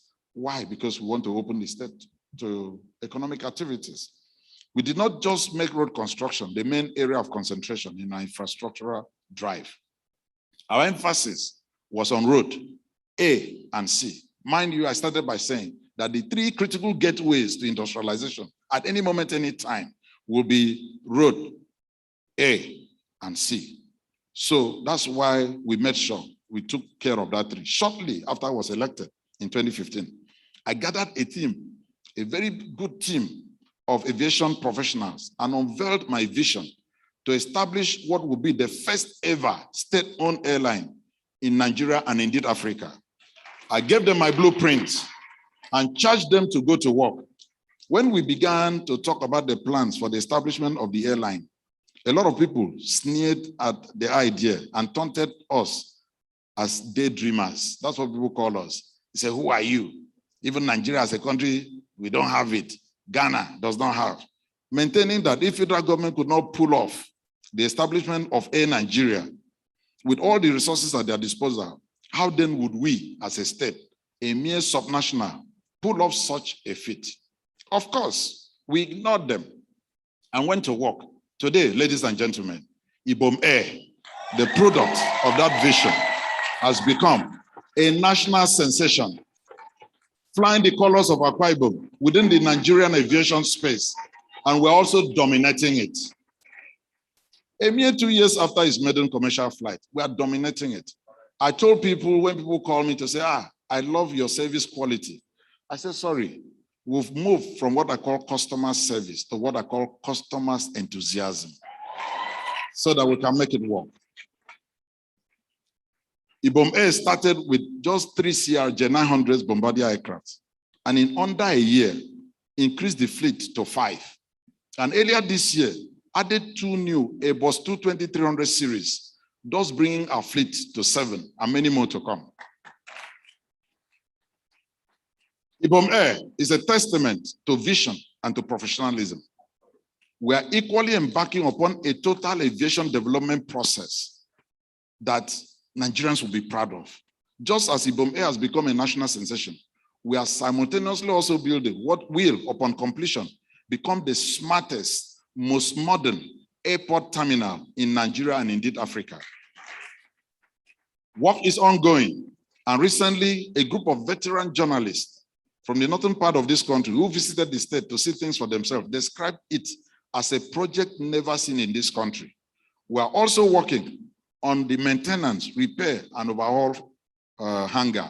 It's a facility within the presence of the airport. And our runway, we've also upgraded, and we're also doing a whole lot more. You can't imagine the whole of West Africa, not even a single MRO. The last time I heard about the news, I think it was the American government that was even trying to help the Ghanaian government on a feasibility study. We are saying no. As a state, we are developing the first MRO and will be commissioned by next year. Recently also, the Vice President was in our state to commission most of those projects. The 21-story which I've mentioned is also an edifice that was strategically conceived to offer a great piece of real estate for the international oil companies, taking into cognizance our status as the largest oil and gas producer in this nation. You know, there's one simple, permit me, I'm not a student of marketing, but our lecturers in Marketing 101 will tell you that consumption is a function of availability. So once it's available, they will consume. So that's why we had to invite the president, vice president, come and help us commission the smartest and the tallest building, the most intelligent in the part of the south side and southeast of this country. And that we did just a few days ago. Ladies and gentlemen, I had earlier said that our strategic approach was to simultaneously work on land, air, and sea infrastructure. A few months ago, the Federal Executive Council graciously approved the commencement of work on our deep sea port, a project that had been dear and close to my heart. When completed, this will be the most modern deep sea port in this country and is guaranteed to create millions of jobs and the attendant upliftment of the economic status of our people. If Singapore could rise from being a backwater state to an industrialized first world country, Aquarium State stands that chance. at the intersection of such a giant leap. If Lee Kuan Yew could do it in Singapore, then I, Udom Emmanuel, by the grace of the Almighty God, and working in sync with my people, would do it in Akwa Ibom State. Industrialization, as I said, was the central plank of our governing agenda. And this we have pursued with zeal and passion. As I always say, it is good for a 21st century leader to have a broad vision and requisite exposure to international best practices. I'm saying this as we go into 2023. Your vision will drive your exposure. They are working in tangential with each other. So it is your exposure that will drive your own vision. So Nigerians should note this. As we are going into 2023, please, we must look at, what do I mean by that? I say your vision is a product of your exposure. So what you have seen elsewhere, how those things work and how they can be applied in your local environment to benefit your people is a lived experience and not a learned one. So we should note that as we go into 2023. I didn't come to campaign, but I just dropped a food for thought. Today, because of the contacts we have established across continents and the goodwill we had garnered in the course of our professional careers, we have been able to set the ball rolling for an industrial and infrastructural renaissance of our state. Our state today boasts of the largest syringe manufacturing company in Africa, the Jubilee Syringe Manufacturing Company, which currently produces 1.7 million syringes per day. Recently, it was widely reported that the company will soon begin exporting syringes to Europe and other continents. We have the most digitalized and best flour mill in this nation today, the King's Flour Mill. We have what we call the Lion Plywood Manufacturing Company, still under this regime. If you ask me, why did you start with healthcare and food? Any country, anywhere you see people moving, activities going on, two things they will require: food, after that, medical attention. So that's why we started with syringes that have like a low-hanging fruit. And do you know that Nigeria, we consume not less than 6 billion syringes every year? And how much of that is produced in Nigeria out of the 6 billion? So you can imagine the quantum of foreign exchange that we are using to enrich the Far East, that the quality of their syringes, nothing to compare to our own. Meanwhile, what does it take to make syringes? Polypropylene. The pharmaceutical chemist here will explain to you. So today, we also look at a whole lot in terms of journey. So we set up what we call Lion Plywood Manufacturing Company. We have the Metering Solutions Company, because the problem with our industrialization now, we still remain power, except we do something about it. So we started, instead of importation of the metering, these prepaid meters, it's not a rocket science. I'm sure a whole lot of students here can design one.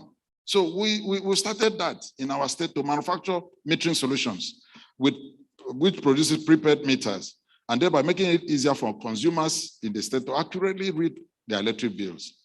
We have a functional fertilizer blending plant, because you cannot also talk about agri the way we talk about it and then not producing the inputs. So the easiest way for us, an entry point for us here, is to have a blending plant that can blend to soil and to crop. And that's what we are doing right now. And in the whole region of the South Side, I think that's the only blending plant that we have. It's an American technology that we're actually running right now, which produces the much needed agri input for our own people. Earlier this year, we signed an MOU with a Moroccan counterparts to establish what will be the largest fertilizer and ammonia plant in Nigeria, which by current estimation will not cost anything less than $1.4 billion US. A project that the president had mentioned during his 61st national independence speech. We all heard it. Our state today boasts of numerous rice mills. Before now, who were relying on over here, if we don't come to Abakaliki, we won't buy rice.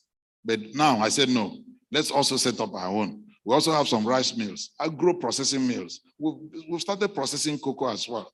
And by the end of this year, I told my people, you know, we love vegetables a lot in my place. I said, these vegetables, farmers are losing value.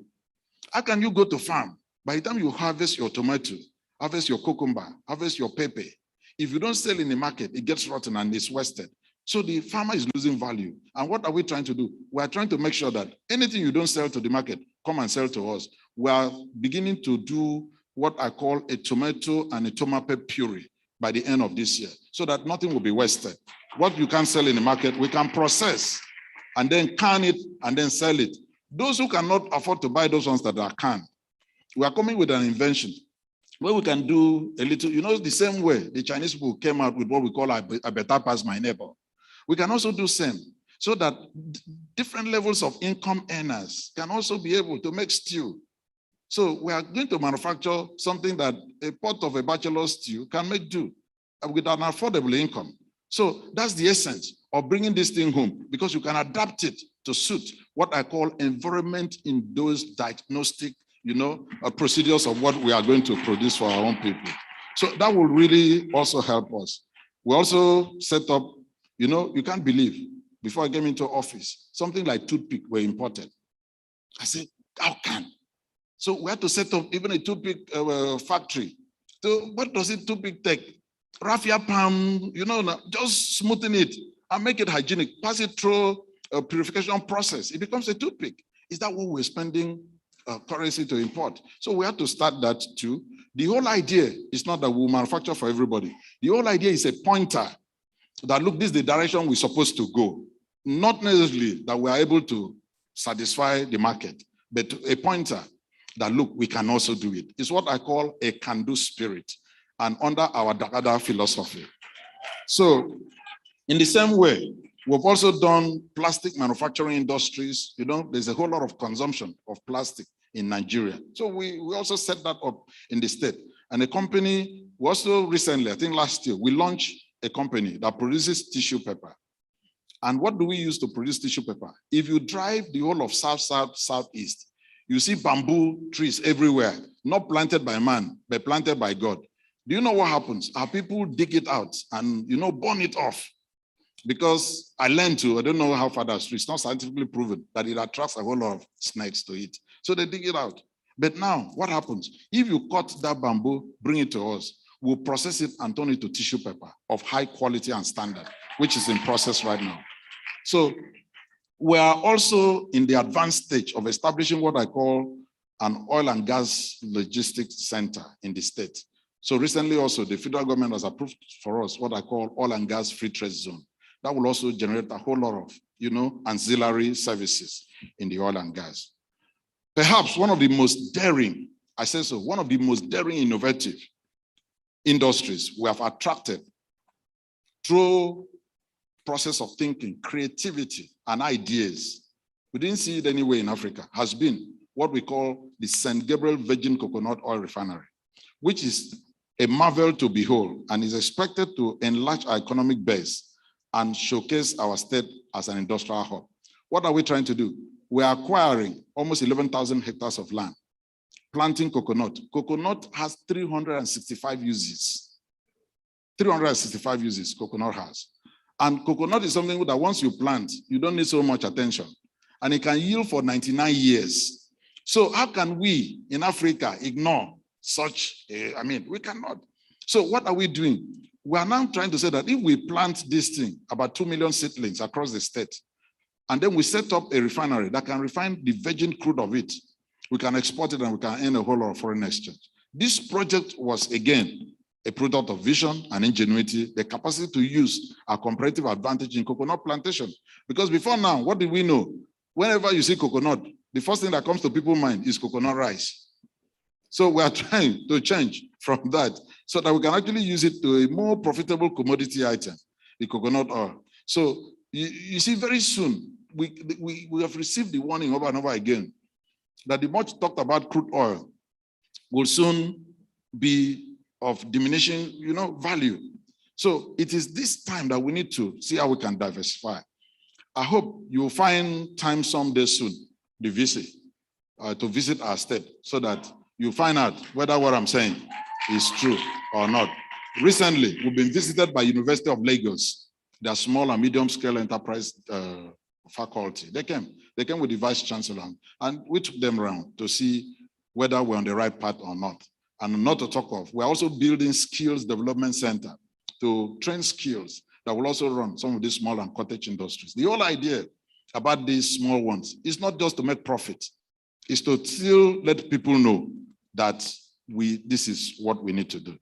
Today, take the case of the nation of Israel, a nation with several challenges of multidimensional nature. Yet Israel has joined the League of Developed Countries, and most of its neighbors are still developing countries. Instructively, Israel is not as wealthy as our neighbors in terms of natural resources. This sentiment was expressed by the former Israeli Prime Minister, Golda Meir, when he said, "Let me tell you something that we Israelis have against Moses."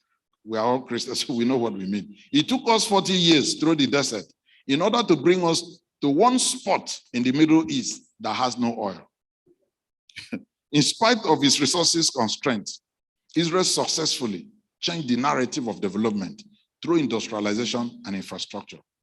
The flourishing industries in Israel today, not to mention its diversified industrial sector, according to Israeli Israeli Foreign Affairs Minister, were begun as small workshops to manufacture farm implements and process agri-products. By the 70s, our industries were meeting local needs in traditional industries like food processing, textiles, fashion, furniture, pesticides, etc. With government support, the industrial sector blossomed, and this emboldened the government to concentrate on the manufacturing of arms needed for the defense of the country and in aviation. The spin-off of all this investment in industries and infrastructure was the development of a high-tech industry in Israel, which produced today medical devices, electronics, computers, software, hardware, telecoms equipment. In fact, I even learned a Gulfstream 650 engine today is also being manufactured in Israel. Israel's highly qualified manpower compensated for its lack of natural resources and raw materials, and government created a platform for their scientific creativity and technological innovation. I want to take just one more case study, then I'll round up. Take another case study, South Korea, once regarded by the foreign aid establishment as a hell hole of foreign assistance. I'm sure those in the Department of International Relations, they are familiar with that quote. And a bottomless pit. South Korea has transformed itself into a developed economy through industrialization. While most of the developing nations opted to produce goods which would checkmate the importation of goods, South Korea opted to target the exportation of its goods and focus on building industries to achieve this. How did they do it? Number one, they studied Japan's success and adopted 3 strategies. Let me quickly name them. Number one, what did they do? They abolished the multiple exchange rate system and opted for a unitary exchange rate and supported production by industries with comparative advantages. That's what they did. Number two, what did they do? They provided export subsidies and concessions to exporters. That alone provided a whole lot of incentives. Number three, free trade export promotion zones were promulgated and companies encouraged to produce substitutes for import goods in the domestic market. High tariffs were also used to limit import of foreign goods. Simple, not a rocket science. Simple policies, 3 cardinal areas that they concentrated. Ladies and gentlemen, you can see that we are turning our states with the few explanations I've made to what I would call industrial hub, but at the core of the transformation of citizens in the spirit of what I call self-fulfillment. We are making our state a model of a developing economy to make the person the sum of all government efforts. So when we make the coconut oil refinery work as an indicator of the industrial growth, we're empowering the engineer, the salesman, the accountant, the transporter, the farmer, all at once and at the same time. So he or she, like the state itself, an economic unit or a social unit, as well as a propeller of growth, a builder of new lifestyles, an engineer of the pride of the people and culture. That, my friends, is what the new Aquarium is about. Let me conclude with a short story in the Bible. There is a story in the Bible which describes a situation.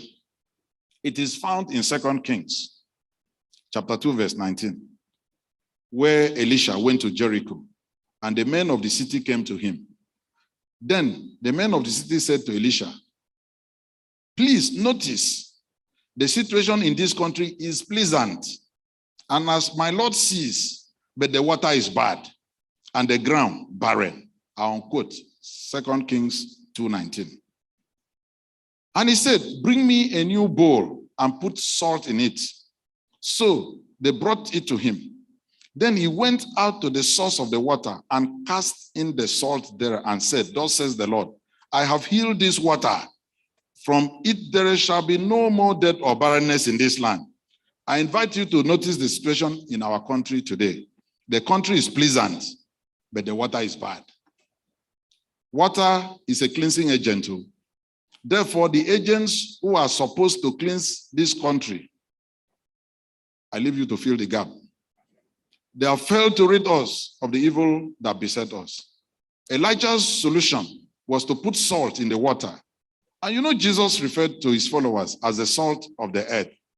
Distinguished ladies and gentlemen, to fix the problems of this country, the true believers and agents of change must make themselves available as the cleansing agent of this country. They should be involved in politics. That is why I am in politics. Politics is too serious a business to be left in the hands of professional politicians. We need professionals in politics, not professional politicians. We need courageous and righteous men in politics. We need to go to the source of our problems and fix it like Elijah did. While Israeli scientists and innovators are returning in droves to Israel to better the lot of their country, they are going back to their country. Nigerian scientists and innovators, including academia, are leaving our shores in droves to better the lot of other countries. Why that aberration?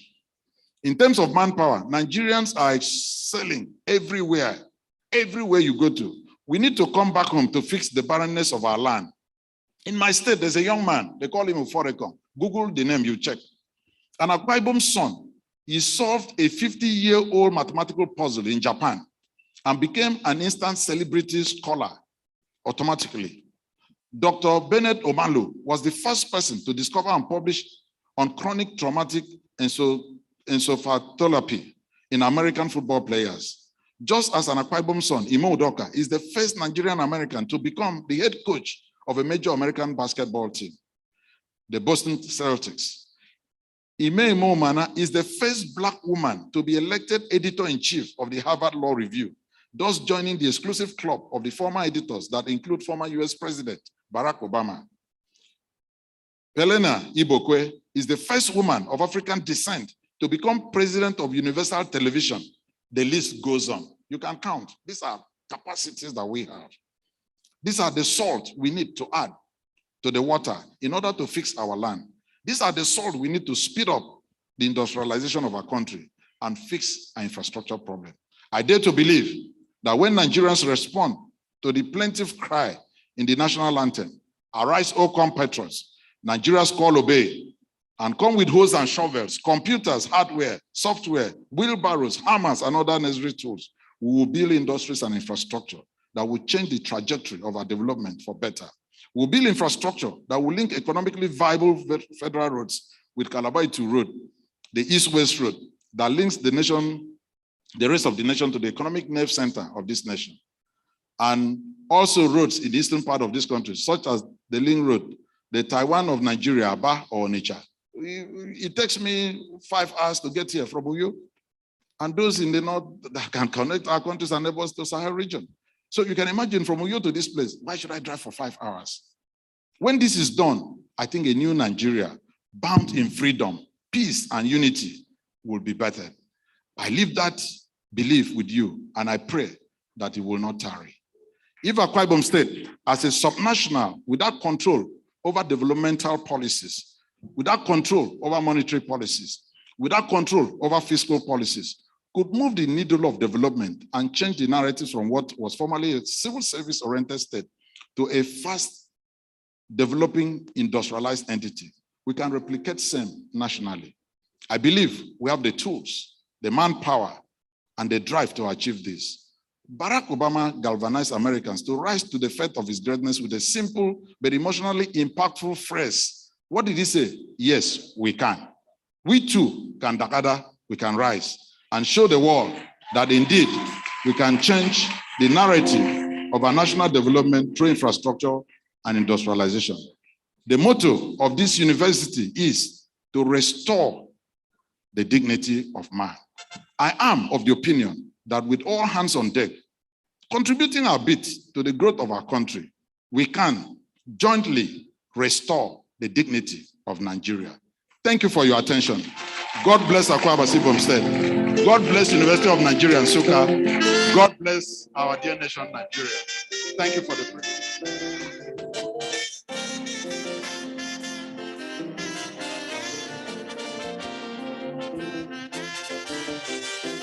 Governor Emmanuel Udo, I made you, I made you, I made you, I made you, I made you, I made you. Nini mine mesno, Jambo made you, ete. I made you, I made you, I made you. Yes, so more, I made you, I made you, I made you. So more, I made you, I made you, I made you. Nini mine mesno.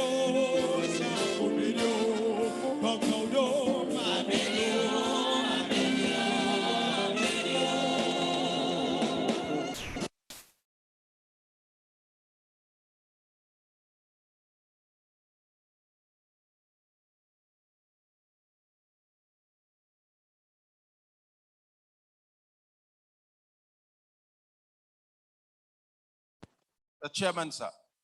Distinguished ladies and gentlemen,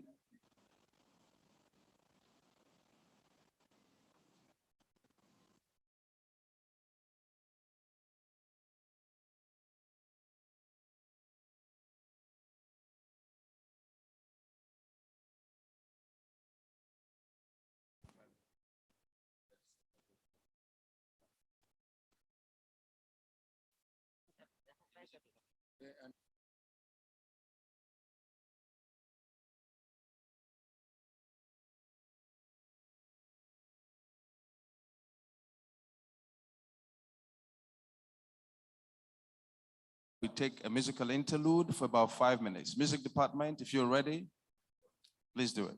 Thank you.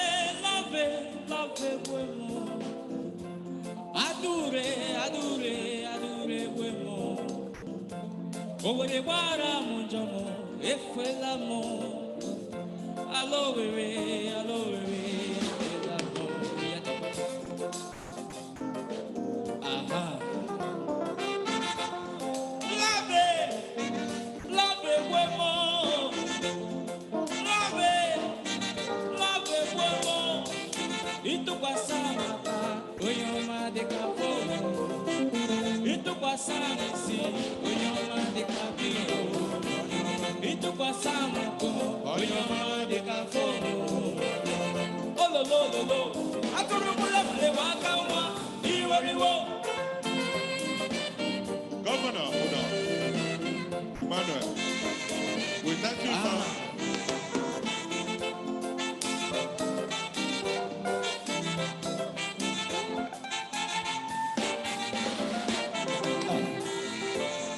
Rosa Oleli, Rosanna Oleli, Rosanna Oleli, Adikadimba. Adule Oleli, Adule Oleli, Adure, Atulumele Makamwa, Iwariwo.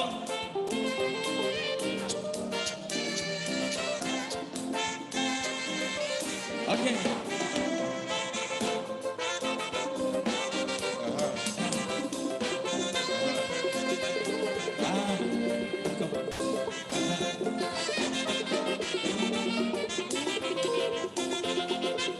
Are you ready?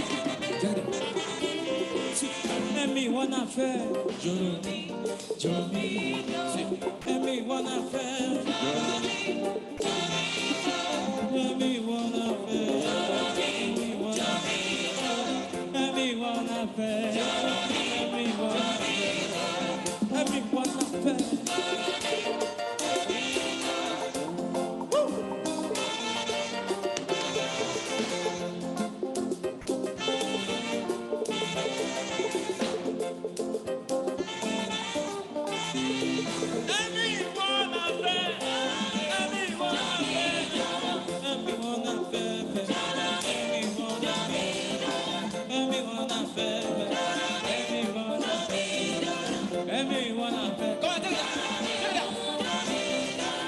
Make you no mind my business.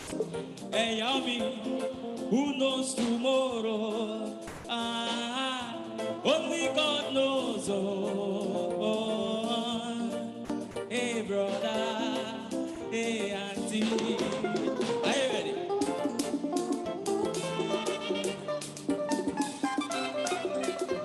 Say, mind my business. Hey, Yami, who knows tomorrow? Ah, only God knows. Oh, hey, brother. Hey, auntie. Thank you very much, Music Department. Next, we'll take the goodwill message from the Pro-Chancellor and Chairman of the Governing Council of the University of Nigeria, the High Chief Ikechi Emenike. I'll make it easier so you can speak from your chair. Thank you.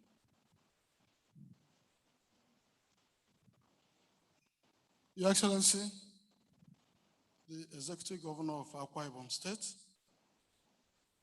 the Chairman of the occasion, the People's General, the Vice Chancellor, this time is well gone. We still have a council meeting today. So we might as well run fast. Please permit me to stand on other established protocol. I consider it a personal delight and privilege to be part of this celebration of the 61st Founders Day lecture of this university. Clearly, everybody knows 60th anniversary is the diamond anniversary. And because life expectancy in Nigeria is increasing, there's also a tendency to assume that the 61st anniversary marks the beginning of another era. So it is therefore natural to hope that this year's anniversary, with the quality of the guest lecturer, His Excellency, Mr. Udom Emmanuel, will mark the beginning of the University of Nigeria and Soccer's renewed rise to another level of greatness. And I'm sure everybody must have been really thrilled and excited with the quality of the lecture. Let me, on behalf of Council, thank you, Your Excellency. So I also wish to congratulate the Vice Chancellor and management of this university for sustaining the great legacy of this university. Of course, you all know Zik of Africa conceived this university, but we also know the Right Honorable Dr. M.I. Okpara also contributed to the establishment of this university.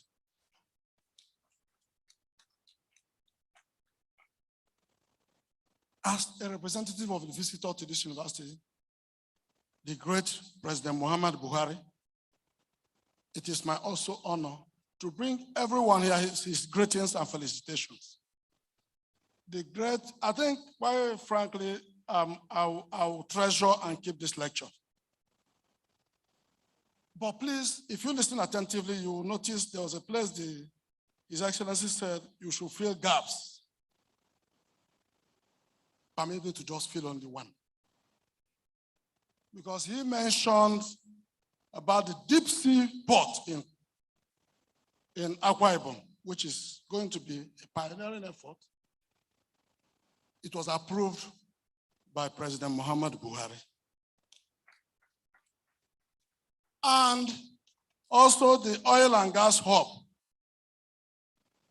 This is very important for people to realize that in spite of the differences in parties, when it comes to development, our parties collaborate.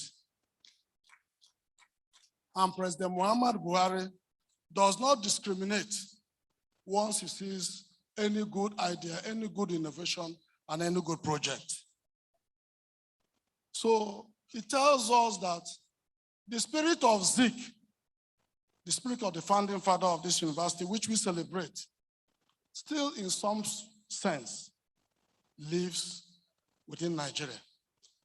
And we can only hope that we should be able to deepen it in spite of our whatever political difference we may have. Because the truth is that what should unite us is far greater than those minor things that divide us. It is therefore my hope that the University of Nigeria will march towards greater glory as we look forward to many more anniversaries and milestones to celebrate. May God continue to bless the University of Nigeria and the Federal Republic of Nigeria. Thank you so much.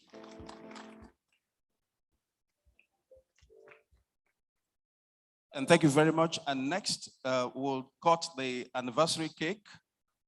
You know, this anniversary cake always challenges me. And when I saw the DVC Enugu campus in the house today, I counted that as an answered prayer. May I invite the DVC Enugu campus, Professor Mrs. Edith Nwosu, to direct the cutting of the anniversary cake. Madam DVC.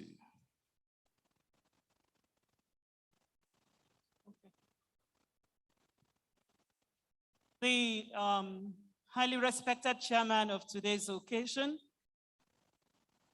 His Excellency, the distinguished lecturer, our Pro-Chancellor, my dear Vice Chancellor, distinguished ladies and gentlemen, hip, hip, hooray to the University of Nigeria, the university that remains the primus inter pares. My brother Chima, I didn't know you were going to call me to do this, and I consider it a special honor. May I respectfully invite the distinguished lecturer, His Excellency, to join as the cake is cut this afternoon. He will be led by the head of management, a highly loved Vice Chancellor and his wife. We'll all go down to get the cake cut. Our Pro-Chancellor, please. The representative of the Chancellor of our university, my Professor Jalil, you're also invited. Our First Lady, you remain First Lady, ma. Emeritus Professor Uche Azikiwe, please will go down and get the cake cut. Thank you.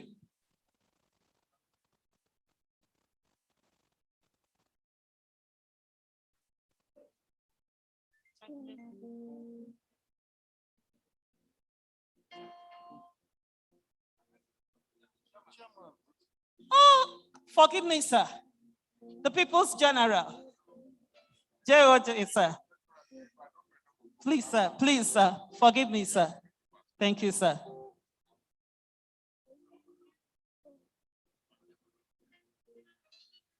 May I ask other principal officers here present to please join? The DVC admin, the registrar, the bursar, the university librarian, please join.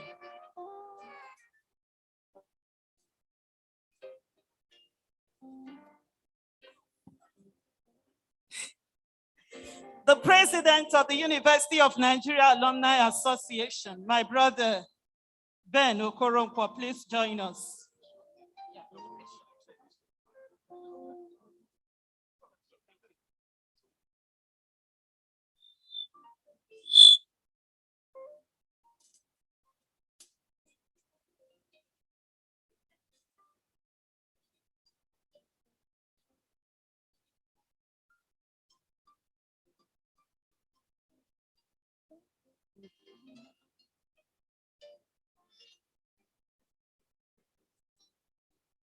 I've been asked to make it very short.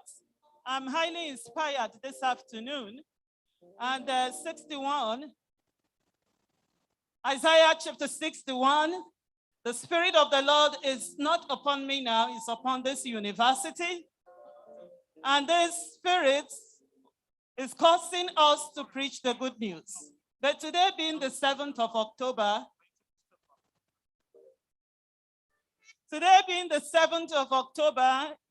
please, when you get home, read Isaiah 61 verse 7 if you love this university.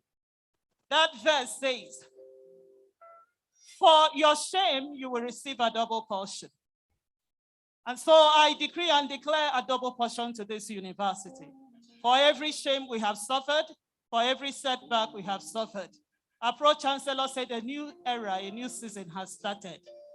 And on that, we would cut the cake as we spell double, double, double. Your hands, please. Just touch your neighbor. Don't maintain social distance. Touch your neighbor. Double. D O U B L E. Double portion to the university. Put your hands together, ladies and gentlemen. Thank you very much.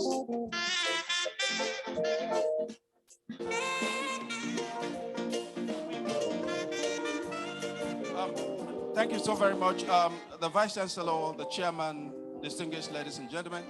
The guest lecturer made a request to speed things up and taking liberties. May I invite the Vice Chancellor to make the presentations on behalf of the university right away, well down here. The one on top is for the guest lecturer. If you can make the presentation.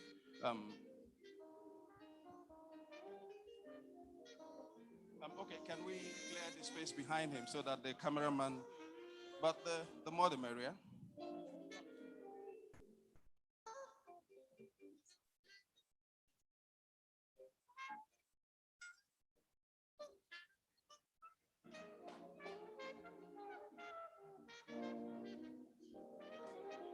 Thank you so very much. That'll be nice. That'll be nice. Yes.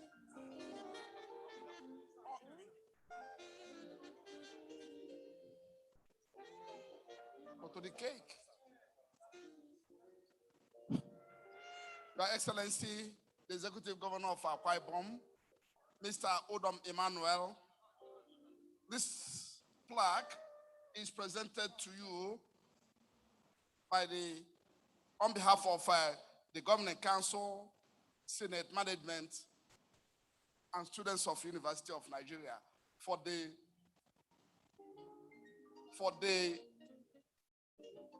on this occasion of the 61st anniversary of this University of Nigeria. Thank you for your lectures.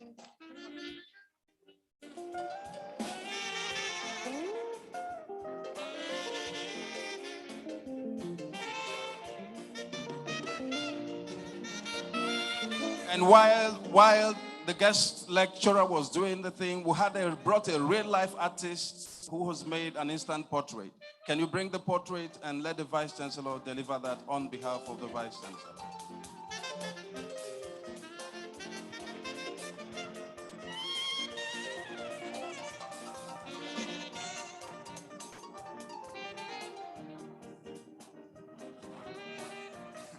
Your Excellency, you can see that University of Nigeria is always ahead. And that we're always ahead and others will be following. And we are following nationally. Not naturally this time, but nationally. This was done while you were giving this lecture. So you can see how great University of Nigeria can be. Congratulations again.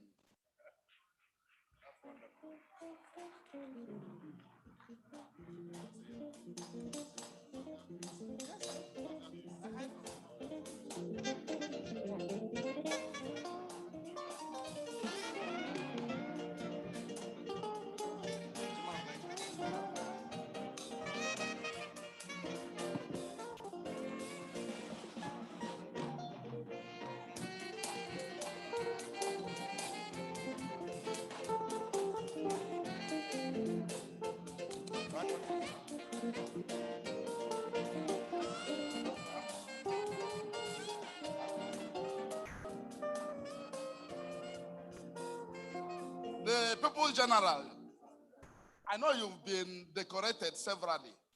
This is not the first decoration, but this is being presented to you from University of Nigeria, having served as the chairman of the Founders Day lecture of the 61st anniversary of this university.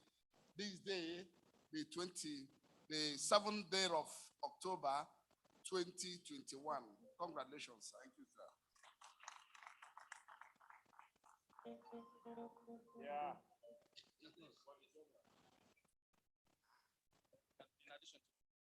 Wow.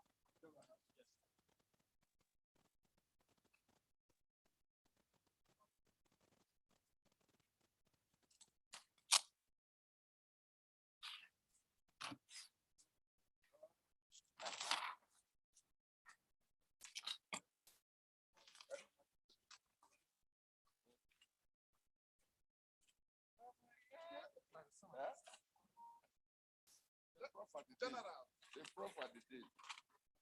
Of course, being a lion, I'm sure you are not surprised.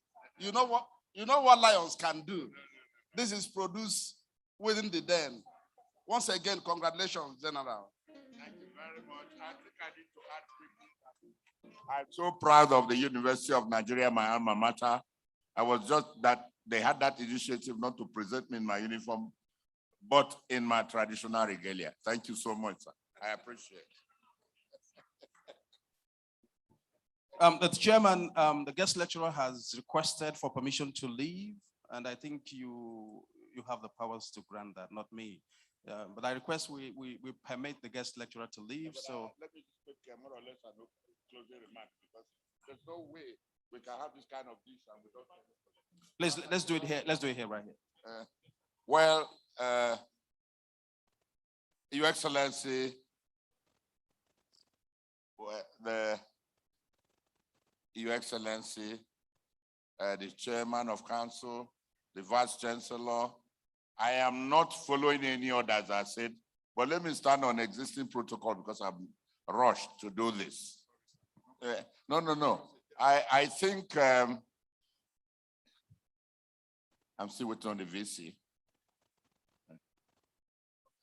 I must say, my major concern for the kind of lunch we had this afternoon with His Excellency, the Executive Governor of Akwa Ibom State. I call it lunch because it's food for thought. And when you eat food, call it lunch, call it dinner, call it anything. I just hope the audience for this wonderful lecture suits the purpose, assimilates what is given, and the opportunity to let our society imbibe what is being advocated. I can say it for free. The solution or treatment or cure for insecurity in Nigeria is industrialization and infrastructure development. Because if you industrialize, you employ more hands. And when you employ more hands, you take the miscreants off the street. And like they say, an idle mind is a devil's workshop. So industrialize and let's have our youths go into productive sector. They're not into any productive sector. It's not kidnapping. It's not Boko or whatever. None of those things is productive per se. But what is productive is the way the Akwa Ibom is going now. And Your Excellency, even though we're from different parties, but I make bold to admit that Akwa Ibom has struck the right chord. And I urge those of us in politics, if you get a position of responsibility, serve the people, because the kind of democracy we practice is government of the people, for the people and by the people. We've seen it work in Akwa Ibom State. It can work elsewhere, it can work in any other place. And so we are saying, for goodness sake, aspire to offices, but try and let the people enjoy the dividends of the democracy. Having said that, I particularly want to thank the executive governor for more or less his closing remarks, but the IBOM A is what we may call as a classic or locus classicus for any A operation in Nigeria today. And I will urge Udom Emmanuel, His Excellency, don't just feel satisfied in your state. If there's any way you can, because whoever, this government, like the Chancellor said, the government is for all of us. Whatever thing, don't stay in your domain and just say you've achieved, and that's it. You can also let it be translated nationally and otherwise. Having said this, thank you so much. If I have opportunity to speak again, I will speak, but I think I urge all of us to take home what has been given today. And if you're in a position to do something, try and practice it. Industrialization, industrialization, industrialization. And infrastructure, of course, if you industrialize, you have to have the infrastructure to evacuate. Thank you so much, Mr. MC. Thank you, the People's General, the People's Chairman. The Vice Chancellor, it looks like it's not over yet. Okay.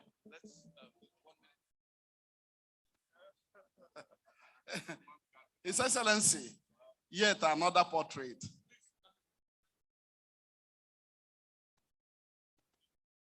What is the chairman of the council? He has to be there. Huh? Yet another portrait. And this is also made here in University of Nigeria. The kind of thing you advocate, that even when you took over that we were importing toothpick made from raffia materials, which is very common in Aquarium. So this is also made here in our Department of Fine and Applied Arts. And this is presented to you also this day. Thank you very much, sir.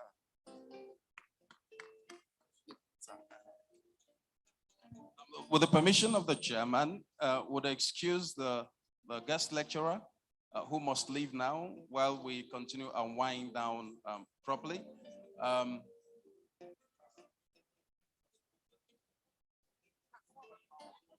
Busy. A group photo, sir.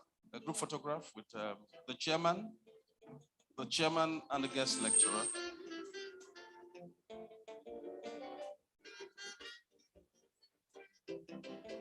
A group photograph and quickly.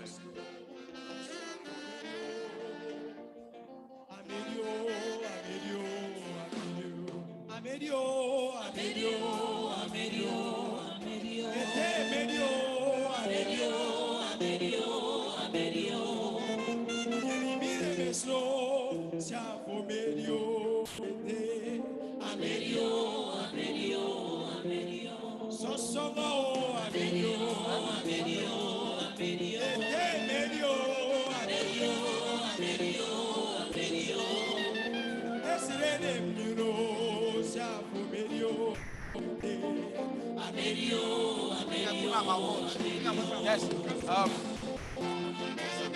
May we stand for the guest lecturer and the vice chancellor to escort the guest lecturer out of the hall, and we continue and wind down properly.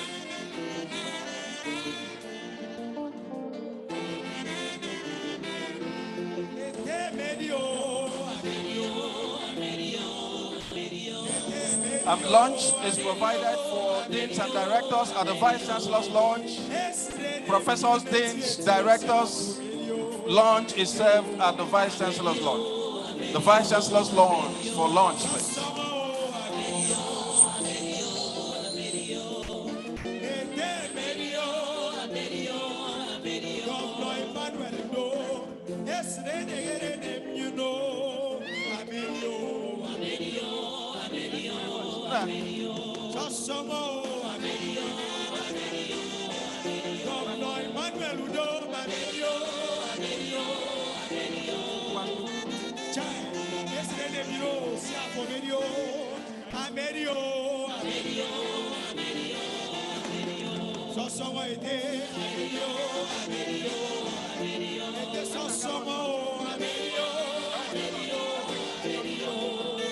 We are so happy. wish you well. Sassamo. Supposed to come back, yes. But la la la. Yes, What do I say? come down.